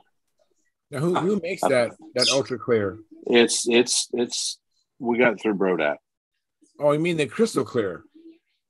Crystal Clear, yeah, that's what it is. I keep calling it Ultra Clear. I don't know why, but Crystal Clear. But it just doesn't build. And somebody suggested we'll put 2 or 3 coats of regular clear on and put that over top of that. I thought, well, what the heck's the point? You're going to already have the yellowing. I mean, if you're going to go with regular clear, just go all the way up with regular clear. So anyway, I just lesson learned. I saw a note on Paul Walker's airplane one time where he had made a change in his flap. And I thought, well, that's the only place on the plane that looks like any kind of repair or any kind of anything. It's a beautiful airplane. All Paul's airplanes are beautiful. But he'd written above it before we put the clear of it, lessons learned. I thought, I'm going to remember that. Mm-hmm. anytime I get a trick from Howard and his crowd, or Paul Walker, any of the guys that know what the heck they're talking about, I make notes because I have no memory. But I have a good memory. It's just real short. It's like those old commercials where they're talking about such and such guy in the stock market says, and everybody stops and leans in to listen. My broker's E.F. Hutton, and E.F. Hutton says, Yeah. I remember those. Hey, Brent. Brent Williams says hi. That's cool. Yes, thank you. I was gonna say that. Thank you, Mel. Yeah. So I've got a question for John. I didn't do it. You had a Yak 9 with the Vico 19, right? Pardon? You had a Yak 9 Sterling with the Vico 19 on it? No, I had a Fox 35 on mine. Okay. Well, on that decal is this thing here. Yeah. Hang on, make you big. Not the star, but that other thing. What is it? Where do you put those? He's going to make you big here. Oh, that's kill marks. Well, that's the star, but what are these? That's the kill mark. That's a kill mark. That's how many Americans he supposedly shot down. That's awful big. Wow. Okay.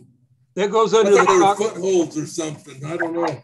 Yeah, that goes toward on the nose towards the cockpit or right under the cockpit. Okay, the kill markings. Yeah, I get it. On the Brodak ones, they're white. The Brodak ones are white, so that's not. That didn't work good on a white airplane. Yeah, I'll use the old Sterling ones, I guess. Wow. Okay, thanks. That's all I had to know. All right. I'm glad I could help. Yeah. I see it back there in the background. There, it looks like it. Right, pretty. It's a Brodak version of the Yak 9. That is pretty plain. He says he likes the way the Brodak version built up. Is that correct? Yeah, they re-engineered some of their stuff and they did a good job. Yeah. This kit here, I'm impressed. John, hardware, it's all good. Yeah. It looks out good. It looks good. I was going to tell you one thing, just a short one. My wife says I have a photographic memory. Just nothing ever develops. That's a good one. That's good. Your wife is funny. Let me catch up on the chat box as I just falling a little bit behind. Dennis, he said, I like plastic grocery bags for separator. The material really separates well. Polyethylene, I think. That makes I hadn't tried that. That's a good idea. When we was talking about the saran wrap. Yeah. That's a good idea, and there's plenty of it. And go then, to Walmart, you get all you want. And Brent Williams, and Mel already said it, but Brent Williams says, "Hi guys." Hi, Brent. Hey, Brent, call me. I need to talk to you about some handles. Oh, I need one too, but I gotta wait for payday. Payday? What's that? Oh, yeah. I remember when that. you used to work for a living? Yeah, I remember that. I don't work for a living. I get it the second week of the month now, I guess. Most of the time. I'm retired. It's the darndest. I know what you mean. That's when I get mine too, but it's the darndest thing. Used to when I found something that I wanted, a new motor, whatever that I wanted, I'd go sign up for a bunch of overtime, work ball games or whatever, and just get some overtime and get a bigger check. Now, doesn't work like that anymore. No, got to sell stuff, I guess. It's fixed income stuff's not fun, but I don't know. I like the retirement check. Better than no income. Yeah, it is. Yeah, it is. You know what scares me worse than anything I can think of is these people. I go to Walmart or something, and I see these people in Walmart, and some of them are there because, like me, they've worked all their lives and they don't know what else to do. But some of them are in there because they don't have any other money but what they're making working at Walmart. And I'm saying, oh my God, poor people. Yeah. That's a shame.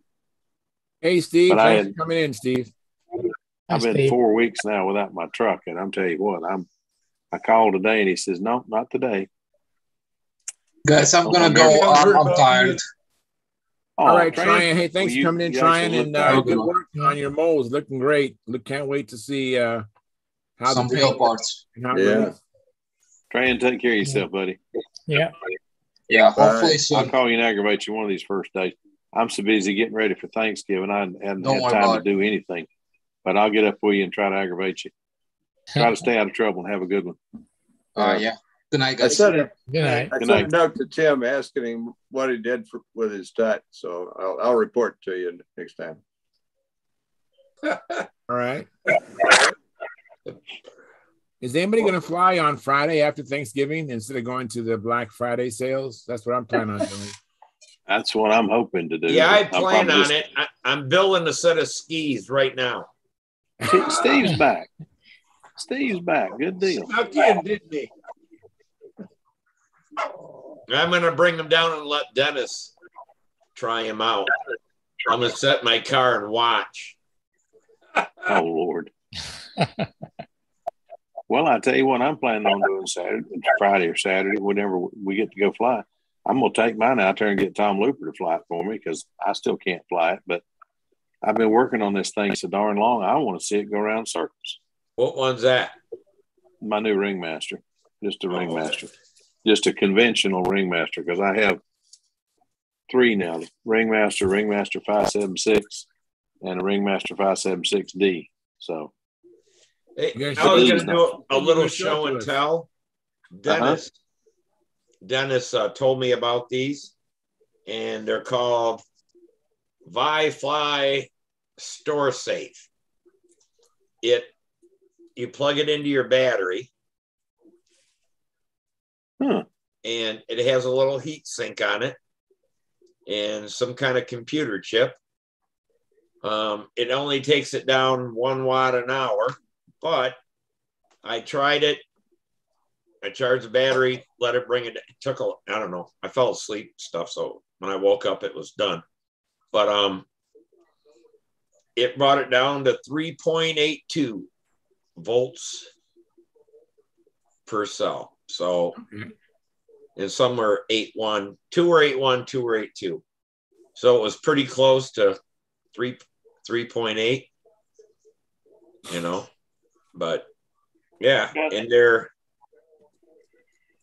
if you get them on Amazon with free shipping and stuff, they're $12, or you can get them off of eBay for $6 and pay shipping. So about $12 for 2 of them. That's neat. Very cool. Yeah. So, they work good, and, it's easy to do. If you're at the field and you don't use the batteries, plug them in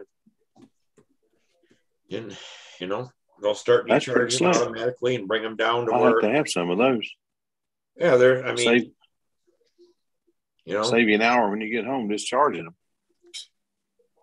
Yeah, so and it might take 20 hours or something to discharge your pack, but I just figure as long as it's bringing it down off a peak, it's not going to hurt the battery then. Yeah. What do they call them, Steve? Vi-Fly, VIFLY,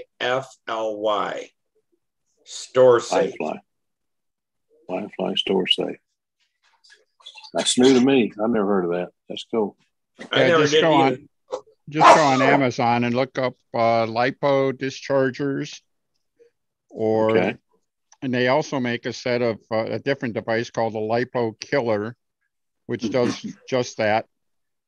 And its purpose is if you have, I just killed a couple of batteries this week. I had a couple of balloon cells, and they can be really, you don't want to handle them or anything like that. You certainly don't want to put any serious discharge on them, but you put this little device on it. It'll take it sometimes 2 or 3 days to kill the battery, but it'll kill the battery. Does it at a very slow rate that doesn't put any stress on the balloon cell or anything like that. So that's good. Yeah, I think so. Can you guys hear me all right? Yeah, you sound good. Oh, you're great. I have upgraded my microphone. Awesome. Looks Wow. good. Yeah. You sound That's fine. awesome, man. Thank you very much. That's great. And I have some information for you, Denny. I actually flew my plane today, and when I got I'm done, sorry I missed your call. So okay, yeah. I did the capacitor checker, and it was down to 24%. And then when I charged it up, I put in 2517 milliamp into hours. a 3500 into the 3500 pack. Yes. Well, between you and me, I really don't trust the battery checker so much. I mean, I suppose if you used them all the time, you might get it, but I've only used them a couple of times and results were too wild, too divergent for my taste. I usually trust what I put back into the battery. Right.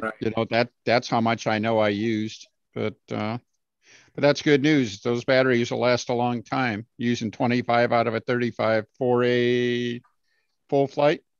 Full flight. Yeah. 5 minutes and 30 seconds. Full pattern? Not yet. All right. Well, how's it fly? Pretty good, except for it's turning a lot quicker on outsides than insides. So I'm addressing it. I just didn't have enough batteries to continue to trim today, but hopefully this week I'll get some more flights in and continue to drill down on that issue. You've worked long and hard to get to this point, Charles. So congratulations and get back to work. Yes, I know. Thank you very much. Appreciate it. Yeah. When are you going to start on your next one? I need to finish Precious Balsa. And you're going to throw that away after you fly that SV11. And you do the electric. You'll put that on the back burner along with other ones. We'll see. Oh, you may not. Only if he wants to win, he'll do that. But he doesn't care about winning. He don't care about winning. It really don't matter. Oh, man. They'd be a bottle belly scum sucker himself. Tell you what, seriously, if you fly the SV11 and you get it trimmed out, you're going to like it. I've got one with a Tiger 60, and the thing pulls so hard every time I fly it. I don't think I could fly the thing 2 days in a row. It pulls so hard, my arm aches for 2 days, and I still fly it pretty regular. That ought to tell you something. Phil. Do what? You can trim that out. Well, I've been trying. I just hadn't got enough flights on it. I moved the lines forward 1/4 of an inch, and I just knew this sucker is going to come hunt me down now. It's still got more than enough. Still got more than enough. I'm going to take some more out of it, but I just have to do it a little bit at a time because I just can't handle too many flights with that thing. About 6 flights with that thing, and I'm ready to put it back in the back of the truck and take it home. When Gordon and I were working on his Pathfinder LE, he was starting to have trouble as well with his arm, and he didn't want a lot of pull. That's why he went down to smaller motors than the bigger ones he'd been running. Yeah. Because he wanted to be able to finesse it, and he didn't want it yanking his arm off. And the Pathfinder LE, both his and mine, are very mild out on the end of the lines. They fly extremely nice. They go where you point them. They don't pull your arm off. That's what I'm looking for. That's because it was trimmed out and designed out to be that way. Gordon was pretty good at that kind of stuff. Yeah. Well, Randy's planes, the SV series, the whole darn series, I've flown everything from, in fact, I've had everything from the Vector to the, now I can't think of the name of it, but it's the one Randy flies. It starts, Dreadnought? Well, there's one before the Dreadnought. Dreadnought has a straight wing.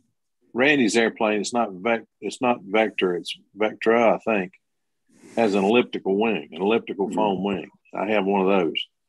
And that's only got a 40 in it. And same size airplane. So they will fly very well with a smaller motor. So I'll probably keep flying some of that stuff. But the big bangers, the only exception I really found to the rule, this Max Beast, well, we call it a Max Beast with a 76 in it. That thing don't pull that hard, and it's just so comfortable to fly. It's ridiculous. Right. but it's really Igor's Max B, but it's got a Stalker 76 up front. Wow. And the only modification to it is shortening the nose and the rudder shape a little different. But I don't know. It works. It flies so well, I'm going to fly it in the contest. But so what has the doctor said? Keep going to therapy. I said, the therapy, I mean, I was doing great till I started back therapy. And now I'm so sore I can hardly, my right arm keeps going to sleep. That's what's spooky to me. I go to reach for the gear stick and I can't find the stupid gear stick. My hand's laying on it and I don't know it. You got enough of retirement, buy an automatic. The Mustang's an automatic. That's like you're so poor that you got to drive a manual. Well, no, my two cars that we drive all the time, that I should drive all the time, are automatics. But my street rod pickup is a 4-speed. My Datsun Roadster is a 5-speed, and that ain't gonna change. 50 will be the automatic will be a 50. I mean, the 50 will be an automatic if I ever finish it. You might get a Datsun from Japan. Years down the road. If you get a Datsun from Japan, the same car, it'll have a left-hand shift on it. Oh, yeah. I know. But wait a minute. Mine's an SRL. It's left-hand drive. Yeah. Yeah, but that's scarier. That'll put his right arm on the steering wheel. Yeah, ain't that the truth? That's true. Ain't that the truth? You guys, let me interrupt. Brent Williams, he actually is echoing what I think what John Miller said. Brent Williams says, yeah, Gordon's Pathfinder LE is extremely gentle to fly. I flew it last week.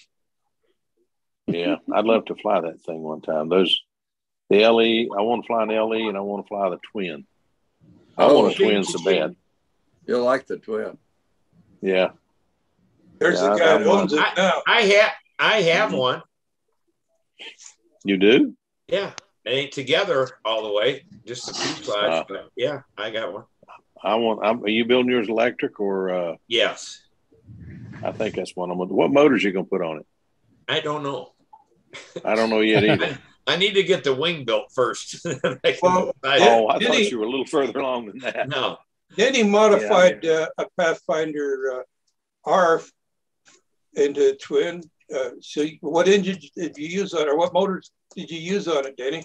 That had a couple of Aerowind 2810s and 9.4.5 props.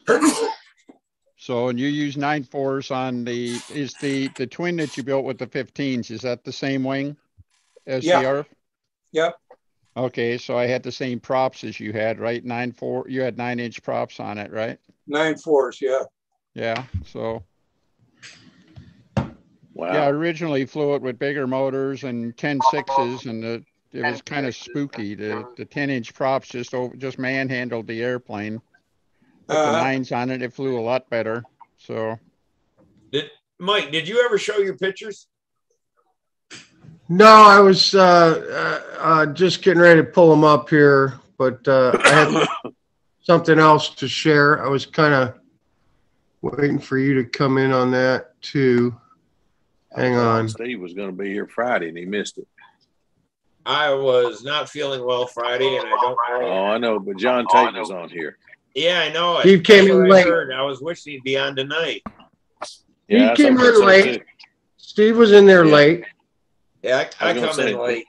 What I did, and I don't know if I screwed up my whole system or whatever, but I weaned myself off of Mountain Dew in about 4 days and got sicker and shit. Yeah, that'll do it.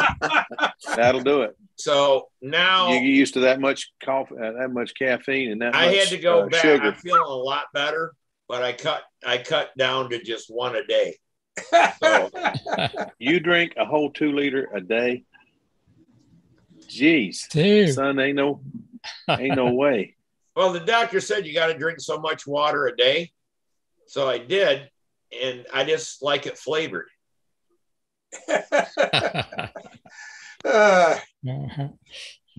You ain't right, brother. You ain't right. But, you know, Mike knows now that, you know, tonight I told him, but I'm ADD, and I was on Ritalin and other shit all my life. Well, I found out if I packed myself with caffeine that I didn't have to take the medicine. And that was going. That'll work. Yeah. At the time, the Ritalin child. I used to be like that. Yeah, so it was just a deal where I had to go to the doctor's office once a month, pay for a visit to get the prescription. And it's only for 30 days. And I finally found that if I hate coffee, so I went to Diet Mountain Dew, because regular Mountain Dew first, then Diet Mountain Dew, because it has the most caffeine in it. So I was self-medicating myself, and I don't think I need it anymore, but I really don't, because if I had extra energy, that would be a good thing, you know. If I had energy, it'd be a good thing. Right. So, you know, maybe my energy level will come back a little bit if I get off the caffeine altogether. Yeah, good luck. I tell you what.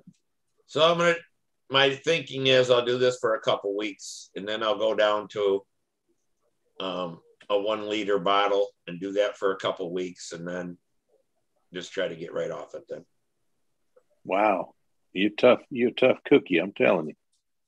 You know, when I was in France, they didn't have Mountain Dew or anything with any kind of caffeine in it, and I hate coffee. But I did drink espresso, but I went and bought No-Dos. I was popping No-Dos all day long. Those things make me sick. Yeah, they give me the shakes. I get so nervous, I just physically shake. You don't need to stir my coffee. It'll You ready, Mike? I was just talking while you were bringing it up. Heard Mike. Well, no, I had something else I wanted to share before I brought the pictures up. Are we talking about airplanes again? Yeah. Okay. Well, whatever. Just bring it. Come on, talk. For anyone who hasn't got the email, Thunder Power, their Black Friday sale started today, 11/22, and goes through 12/1. Anyone interested in Thunder Power batteries, anyone on here or anyone watching in YouTube world, 50% off all batteries, excludes Adrenaline series, which doesn't matter because we don't need those. But 35% off for Adrenaline series and chargers. So 50% off all Thunder Power batteries starting today. I'm sure if you go to their website, you can get the promo code. I'm sure it's on there, but I got an email for it. So that's cool. What's that new series of batteries, Mike? We're using lithium, so they've come up with another one that's supposed to be out. They said by Christmas, but I don't know if they're going to make it or not. Well, supposed to have, there's another one supposed to be on the horizon that's stronger, lighter, better capacity. Lithium ion and lithium ion, yeah. You're asking the wrong dude because that ain't. But if it's lighter, I'm gonna have to rebalance everything to use it anyway. I'll just probably stick with what I got. Gonna take me a minute to find these pictures because I haven't pulled them up yet. So y'all go ahead, continue. Well, yeah, see, I started talking about other things. I tried to get Mike mad at me so I could do this, and he'd be really nice again. But no, go ahead. talk about your the Li-ion batteries, Phil, they're more resilient. They will take a little more abuse. They aren't as fussy about discharging. They'll discharge nothing. No, it'd be nice when they're available. I'll give them a try, but I just hate to See to Dane rebalance Martin. everything again. Do what? See Dane Dane Martin's Martin making them. in Las Vegas. I might try to get a couple of them, just try them. And Brent Williams, I think, is making them too. They make some from Vegas, lithium ion packs. Yeah. And one more time for Brent. Brent, Give me a call tomorrow. I want to talk to you about some handles. What kind of handles does Brent make? The Fancher handles. Oh, ask him how much they are. I'd like to have one more of those too. $35 for the kit. Everything's in it, ready to go. Yeah, $10 more than it was 10 years ago, 15 years ago. Yeah, but 10 years ago. Everything's gone up. Yeah, everything's gone up. Yeah. I know he's not getting rich on it. No. There's a lot of work in that little kit. Yeah. I like the Smith brothers, but I can't even get in touch with Jim. I hadn't heard from him. And Jim's not been doing well. He talked to Wayne. Oh, yeah. That's a shame. That's a shame. Well, I hope he gets it straightened out, whatever it is, because he's a good dude. Yeah, he is. Those who work hard to supply us in the cottage industry, they're all good dudes as far as I'm concerned. Oh, I know. They are. Not me. They are. I used to aggravate him. That Tut monster. I got to see one of those Tut monsters. I did not get to try it because I can't fly yet, but I had one in my hands. That's one of, I think it's one of the ones you built. And you're doing a very nice job. As soon as I get back where I can fly again, I'm going to order probably a couple of them. Just wait till he's out of pre-production. You get a good one. I hope they understand. I tell you what, if the production ones look any better than the pre-production one, if that's what these are, his solder joints look as nice as what we got off of. I used to work at AT&T, and we had a wave soldering machine, and his soldering is as pretty as the wave soldering that we got off that machine. That was a $7 million machine, so I think his quality is pretty good. I didn't know Tom was that rich. Well, he ain't got a soldering machine. He just does nice soldering. But I'll tell you this, he's still a hippie. I don't care how he cuts his hair. Well, yeah, but I think he owns that lake. Yeah, oh, man. Hey, John, does Brent live in Utah where you live? Is that the same? He lives in Ogden. Same one. Ogden, Utah. That's what I remember. Yeah, Tom, for a snow shovel, has a bobcat. Yeah, that's true. There's actually two Brent Williams that fly control line. Really? Yeah, there's another Brent that flies control line.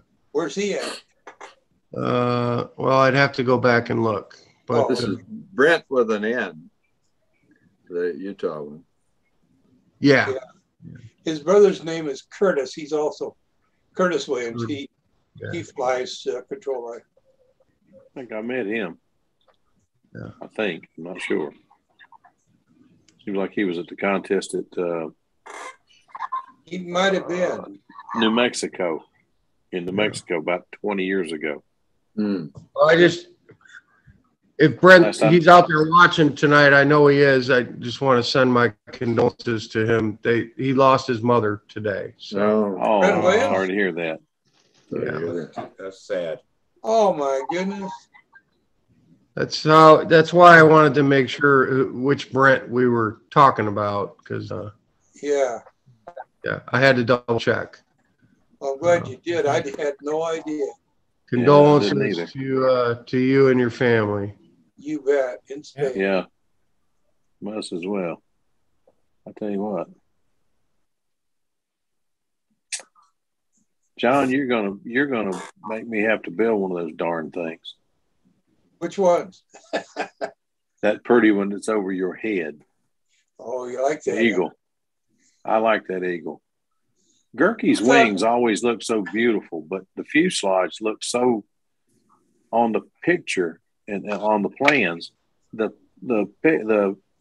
all of the Novas and even the Eagle, the fuselage looks so just like it was hacked out. But when you go to build the thing, it don't do that. Right. It don't look that way. And it looks like it's too big. But when you go build the airplane and put the wing in it, that thing comes down pretty darn quick. Well, actually, on the, I don't know about so much on all the other Novas, but on that one, I understand it was supposed to have been Novi 5 or something like that, but he called it the All-American Eagle. That's built like an I-beamer. Mm-hmm.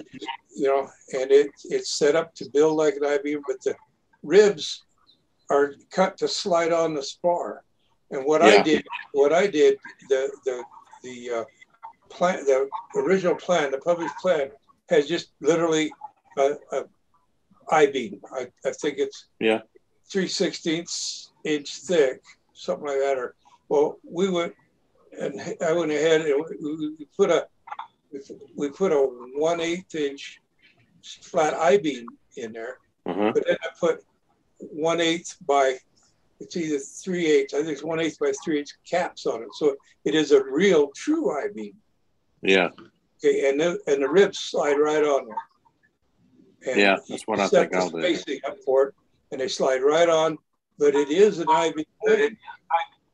Most people don't, because it's not strip ribs, they don't like to make the allowance that it is an I-beam wing, but it is an I-beam wing. It's built exactly like it, except it doesn't use strip ribs. Yeah, I may end up doing mine true I-beam with the strips, but yeah, that's I don't think it matters much. It doesn't matter. I don't think it matters much on that airplane. It's just so pretty. But Gerke's wings were always so gorgeous. If you ever saw one of his planes and saw it up close, he spent hours and hours rubbing those things. Oh yeah, they were beautiful. Well, I don't remember which one I saw that was actually Gerke's. When Gordon and I took the All-American Eagles to the VSC, Tom Lay brought the original All-American Eagle. Now there's a story behind this. Mm-hmm. Gerke took his Novi 4 and the All-American Eagle to the Nats. Mm-hmm. And he flew them, and he decided that he wanted to fly the Novi 4 for the Nats. So he flew the Novi 4, and the All-American Eagle sat there, didn't get flown. Well, his wife apparently went out and did a lot of shopping. As it turned out, he didn't have enough money to get home. Uh-oh. And so he sold the All-American Eagle there at that meet. And it apparently never been flown in a contest. And it was gorgeous. Well, it had been sitting up in Tom Lay's rafters. And of course, the paint had continued to shrink. The silk span cracked and all of that. And it was a sorry mess, but you could tell looking at it of what its beauty was like at one point. You know, the wings, bad as they were, the fuselage was in pretty good shape.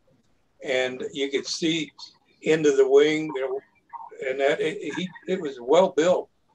So I don't know what happened to it when Tom Lay died, but it's floating around. Somebody has it. You got them pictures up, Mike? Yeah, I'm ready. As soon as I want to see John, go ahead, Mike. Let John tell the story. Somebody out there might have the airplane, John. Somebody's got it, right? Yeah. Who got Tom Lay's stuff, man? I mean, a lot of guys in the group out there split his stuff up. That's all I know. Okay. All right. Well, here we go. Stuff. So, well, is that going? Can you see the green airplane? Oh yeah. Your airplane? Okay, no, that is not my airplane. What Sherratt did was he posted pictures of my airplane and another airplane that were finished at the same time. This one was going to a Russian guy, and of course mine's coming to me. He had a pretty good post too. He was like 2 models for a USA customer and one for a Russian customer. Modeling crosses political lines. We're all friends. It doesn't matter because it was kind of broken up in transition, but basically he was saying, here's a Russian guy's airplane, here's an American guy's airplane, and none of that crap matters in modeling, right? You know. There you go. So I got to get through a couple here to get to mine. Now that's Sherratt right there. That's the guy that's building these things. And what he's holding is an Axioma 3. My airplane is an Axioma 4. Yours has a scoop on the front. Yeah. Right. That's pretty. That's pretty, Mike. Pretty. Yeah, that is good looking. It's the first time I've seen it all together, you know. Whoa, look at that span. Is it that much bigger than the Axiomas 3? I think that might be a little bit of camera stuff going on. No. That's too close to the other one. He's got a little bit wider lens on it, but that would be that much distortion and that much distance. It sure didn't look, that green one didn't look that big when he was holding it, you know? Yeah. I mean, there's a better shot. There's a better shot. That looks much closer together there. Yeah, they look. Yeah, I'm looking to see how far the tip is away from the nose to the tip away. Yeah, from me too. And it's not that much. If you brought it out to a point, it'd be pretty. Yeah, close. I think I like the 4. That's nice. That is very nice. I hope it flies half as good as it looks. I hope so too. The wheel pants were supposed to be blue, though. That was I don't know if that got lost in translation or if, because I messaged him this morning and I was like, the pants were supposed to be blue, and it was actually his suggestion. So I don't know if that's gonna get done or not. Was that a take apart? It is a take apart. Okay. Yeah. It is a take apart. Did you see the box the other one was sitting on?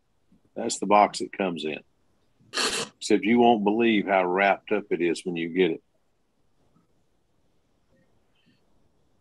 Let's see. I was talking to Will about his, and he said that thing is so wrapped up, something would have to land on it hard that was really heavy enough to crush it because it is really well packed. Well, there's the box that it gets shipped in, but then there's the box you can buy that's the box you take it on an airplane with. There's That's what it was sitting on. There's two different boxes. I didn't see that. Where was that at? Back there's up a box about inside. second or third photo. There's a box inside a box is what you get. And Will said it's really well packaged, but he also said this is not an airplane that you put in the box. Put the box in your car, take it to the field, and put it together in 5 minutes because it won't happen. He said it takes a few minutes to put that thing together. Well, let's go through these again and see if we can find that box. Oh, that box. There it is. There it is. Right there. I think go back one more. Is that so? That's the take apart box there. That's the one the wing goes in. Yeah, the plane goes in. Yes. Yeah. Okay. Go back one more, Mike. I think and in that box, then that box goes inside another box. Yeah. For you to get it. Yeah. When it comes, right. Yeah. Because you can order it without. You can order it without the travel box. Yeah, you'd be silly. You'd be silly too because it's not that much more expensive. Well, it's $250 for that box. That's what. Yeah, but think about it. I tried to make one myself. I'm building one myself for the Revolution. I guarantee you, I've got that much in mind, and I don't have it finished yet. Yeah. So anyway, there it is. All It's paid for, and it's leaving Uzbekistan today. So cool. Outstanding. Hey, what's the ETA? Do you think? Well, if it's anything like buying Russian combat planes from the Ukraine or Russia, it usually takes about 4 weeks. Typically, that's what I've gotten Russian models from, is about 4 weeks. Right. And they ship them in a cardboard box, man. I mean, they know how to pack them, though. They pack them with foam, and they put spacers in there, and 10 airplanes, right? 10 combat planes in a cardboard box, but they pack them pretty well. And the 3 orders I've had have all gotten here, even though the outside of the box may have had some damage. Nothing was broken on the inside.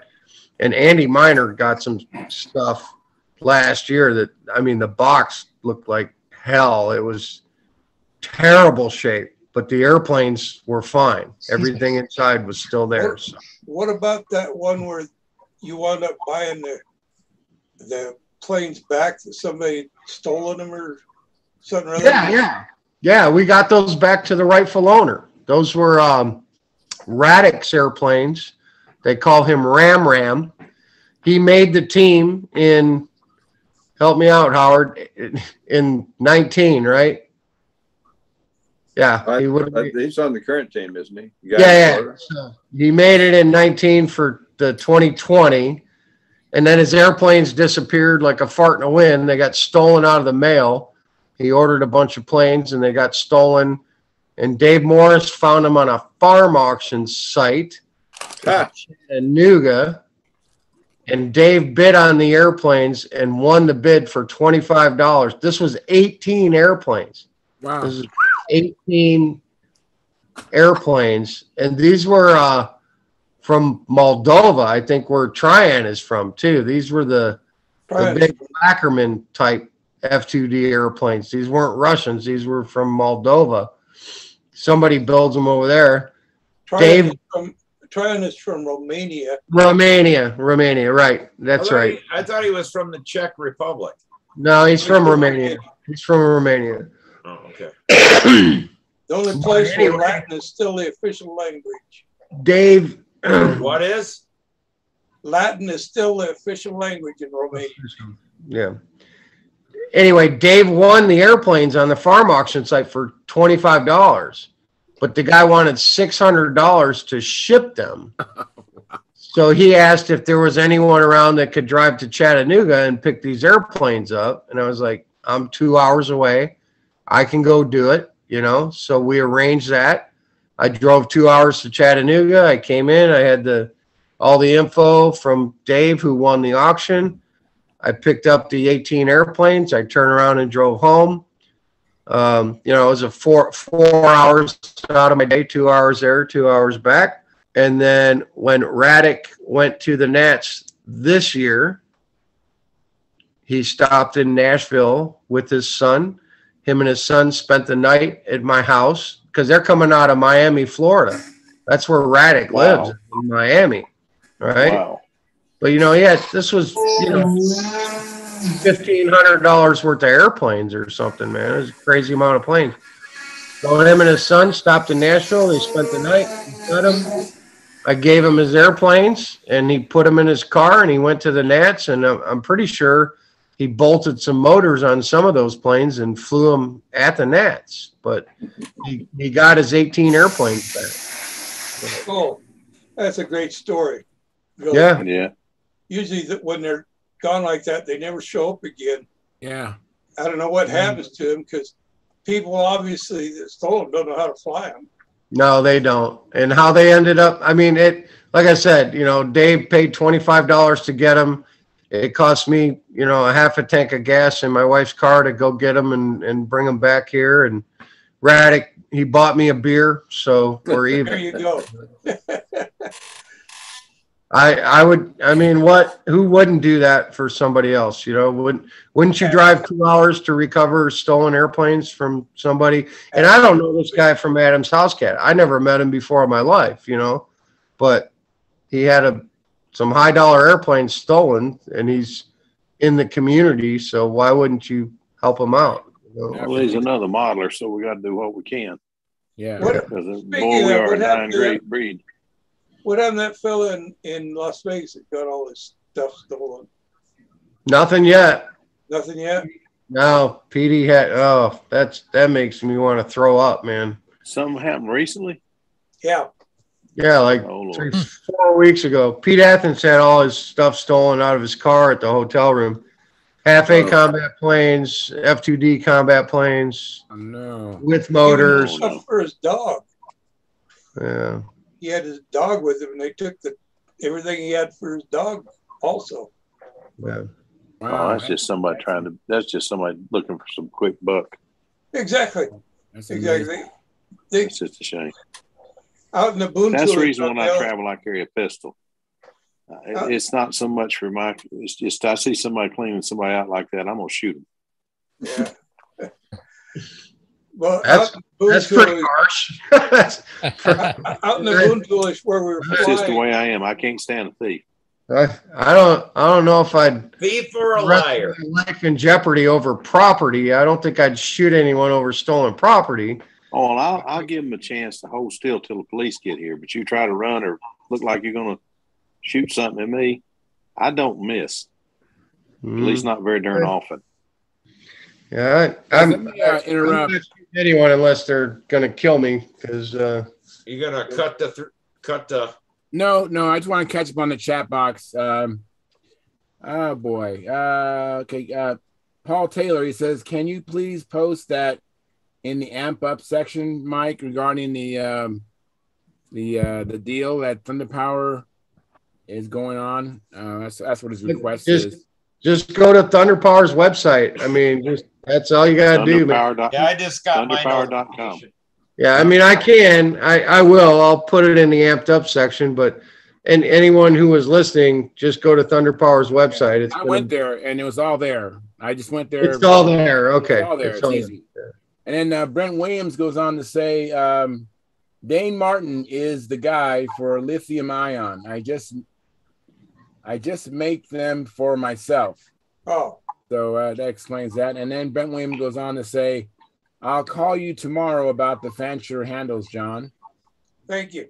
And then Edward Carlaw, he says, "Hey, Charles, left a like. Thank you very much, Edward. Appreciate that." And then I haven't been in for a while. Surgery on my leg didn't go as planned, and I've lost partial sight in my left eye due to a detached retina.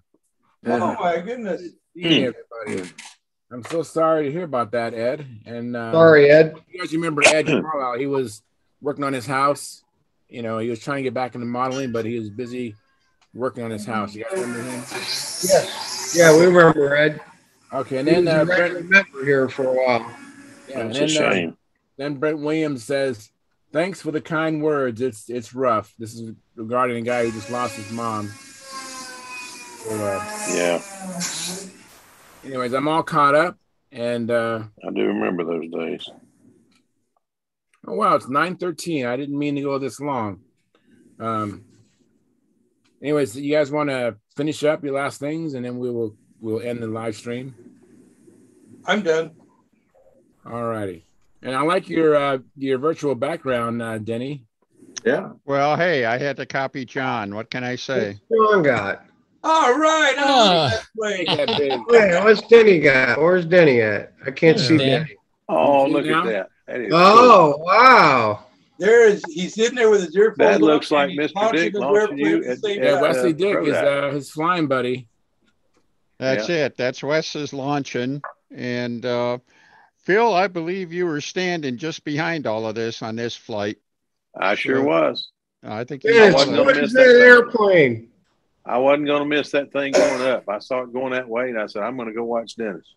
And when was this, and what airplane is it? Oh, this is at Brodax, and it is my dad's airplane. Him and his brother built in 1950. It's basically about a little more than double-sized D'Amico Sport Wing. Yeah. D'Amico. Okay. DeBolt. Hal DeBolt's company. And you've electrified it, obviously. And then but look at it. The fuselage is original. It's probably been recovered since 1950, right? Oh God, yeah.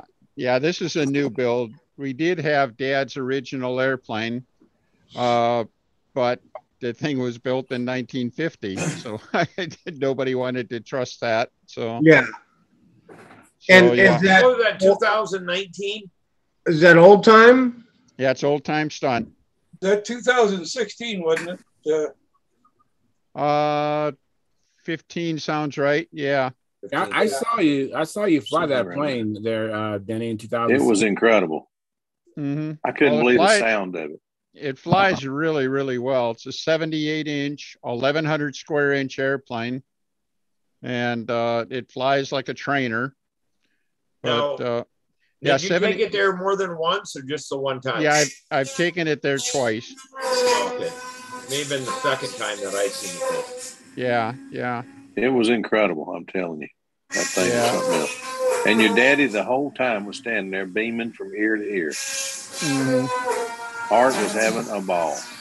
Well, Mel, turn your mic off. I muted him already, Mike. I just muted him right when he was yelling. I muted it. I wasn't yelling. I was just being loud so he could hear me. I got it, Mel. You're muted. Don't worry. Get back to what you're doing, Mel. I got it. Well, you know, you had a lot of green on that airplane. Green? You had a lot of green on that airplane. It has some green on it. It does. It has green on it from about there to there. Then it went blue. Then it went purple. Yeah. So Beautiful yes, airplane. it does have green on it. It was hard, John. It was really hard.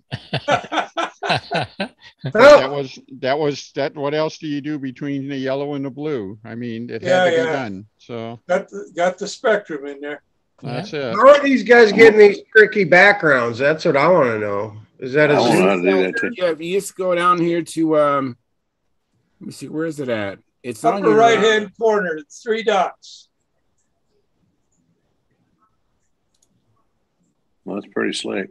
Yeah, it's called a virtual background, Mike. You just click on yourself, I think, and all right. I tell you what, when that thing's flying and it flies through the sun, that was an unbelievable sight when the sun comes through that wing. It's just a flash of color. It really showed. And the thing is, you just don't expect a tailless airplane to turn like that thing does. Mm-hmm. It did a climb and dive as good as any I've ever seen. And that was wow. Well, it's funny. It's a 78-inch wingspan, but the fuselage is, well, nose to tail, it's the same length as a Barnstormer. Yeah. Yeah. So it really is. So it, I think that's why, part of the reason it looks like it's turning so good, and it does turn good. I mean, you don't have to haul it or anything like that, but it just flies real steady, flies like a trainer. Very easy to fly. What got me though is you didn't look like you were getting pulled all over creation with it, and that's a big airplane. Yeah, it's a big airplane. It is a big airplane. I remember when you showed this about a year or two ago, you had pictures of your dad with his. Yeah. In black and white. Yeah, I do have some pictures. Got a few pictures with him on it.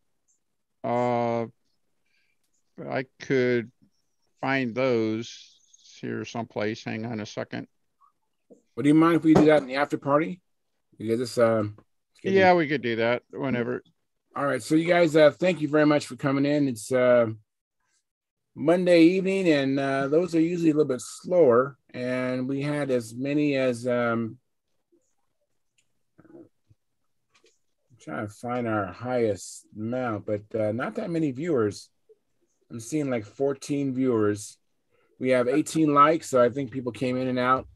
And we had some conversation in the chat box. Thank you very much for Marcel Legrand and Frank and Dennis and Brent and Paul Taylor and Edward Carlisle. And for your got Lynn finally. You helped to make the show. And Lynn's here. Hey guys. So hey Lynn. Hey, how are you? And we're going to just wonder about you. Anyways, thank you very much. We'll be back Friday. Happy Thanksgiving to everyone. Hope you guys have a fantastic Thanksgiving and those who are right here. And we will be back Monday. So go out there and fly this weekend and come back and tell us all about it. And we will see you later. Bye-bye. Hey, Len, it blew a hooey. Is that it? It blew a hooey here yesterday. Yes, we it had did. trees down, branches down, people lost power. Yeah,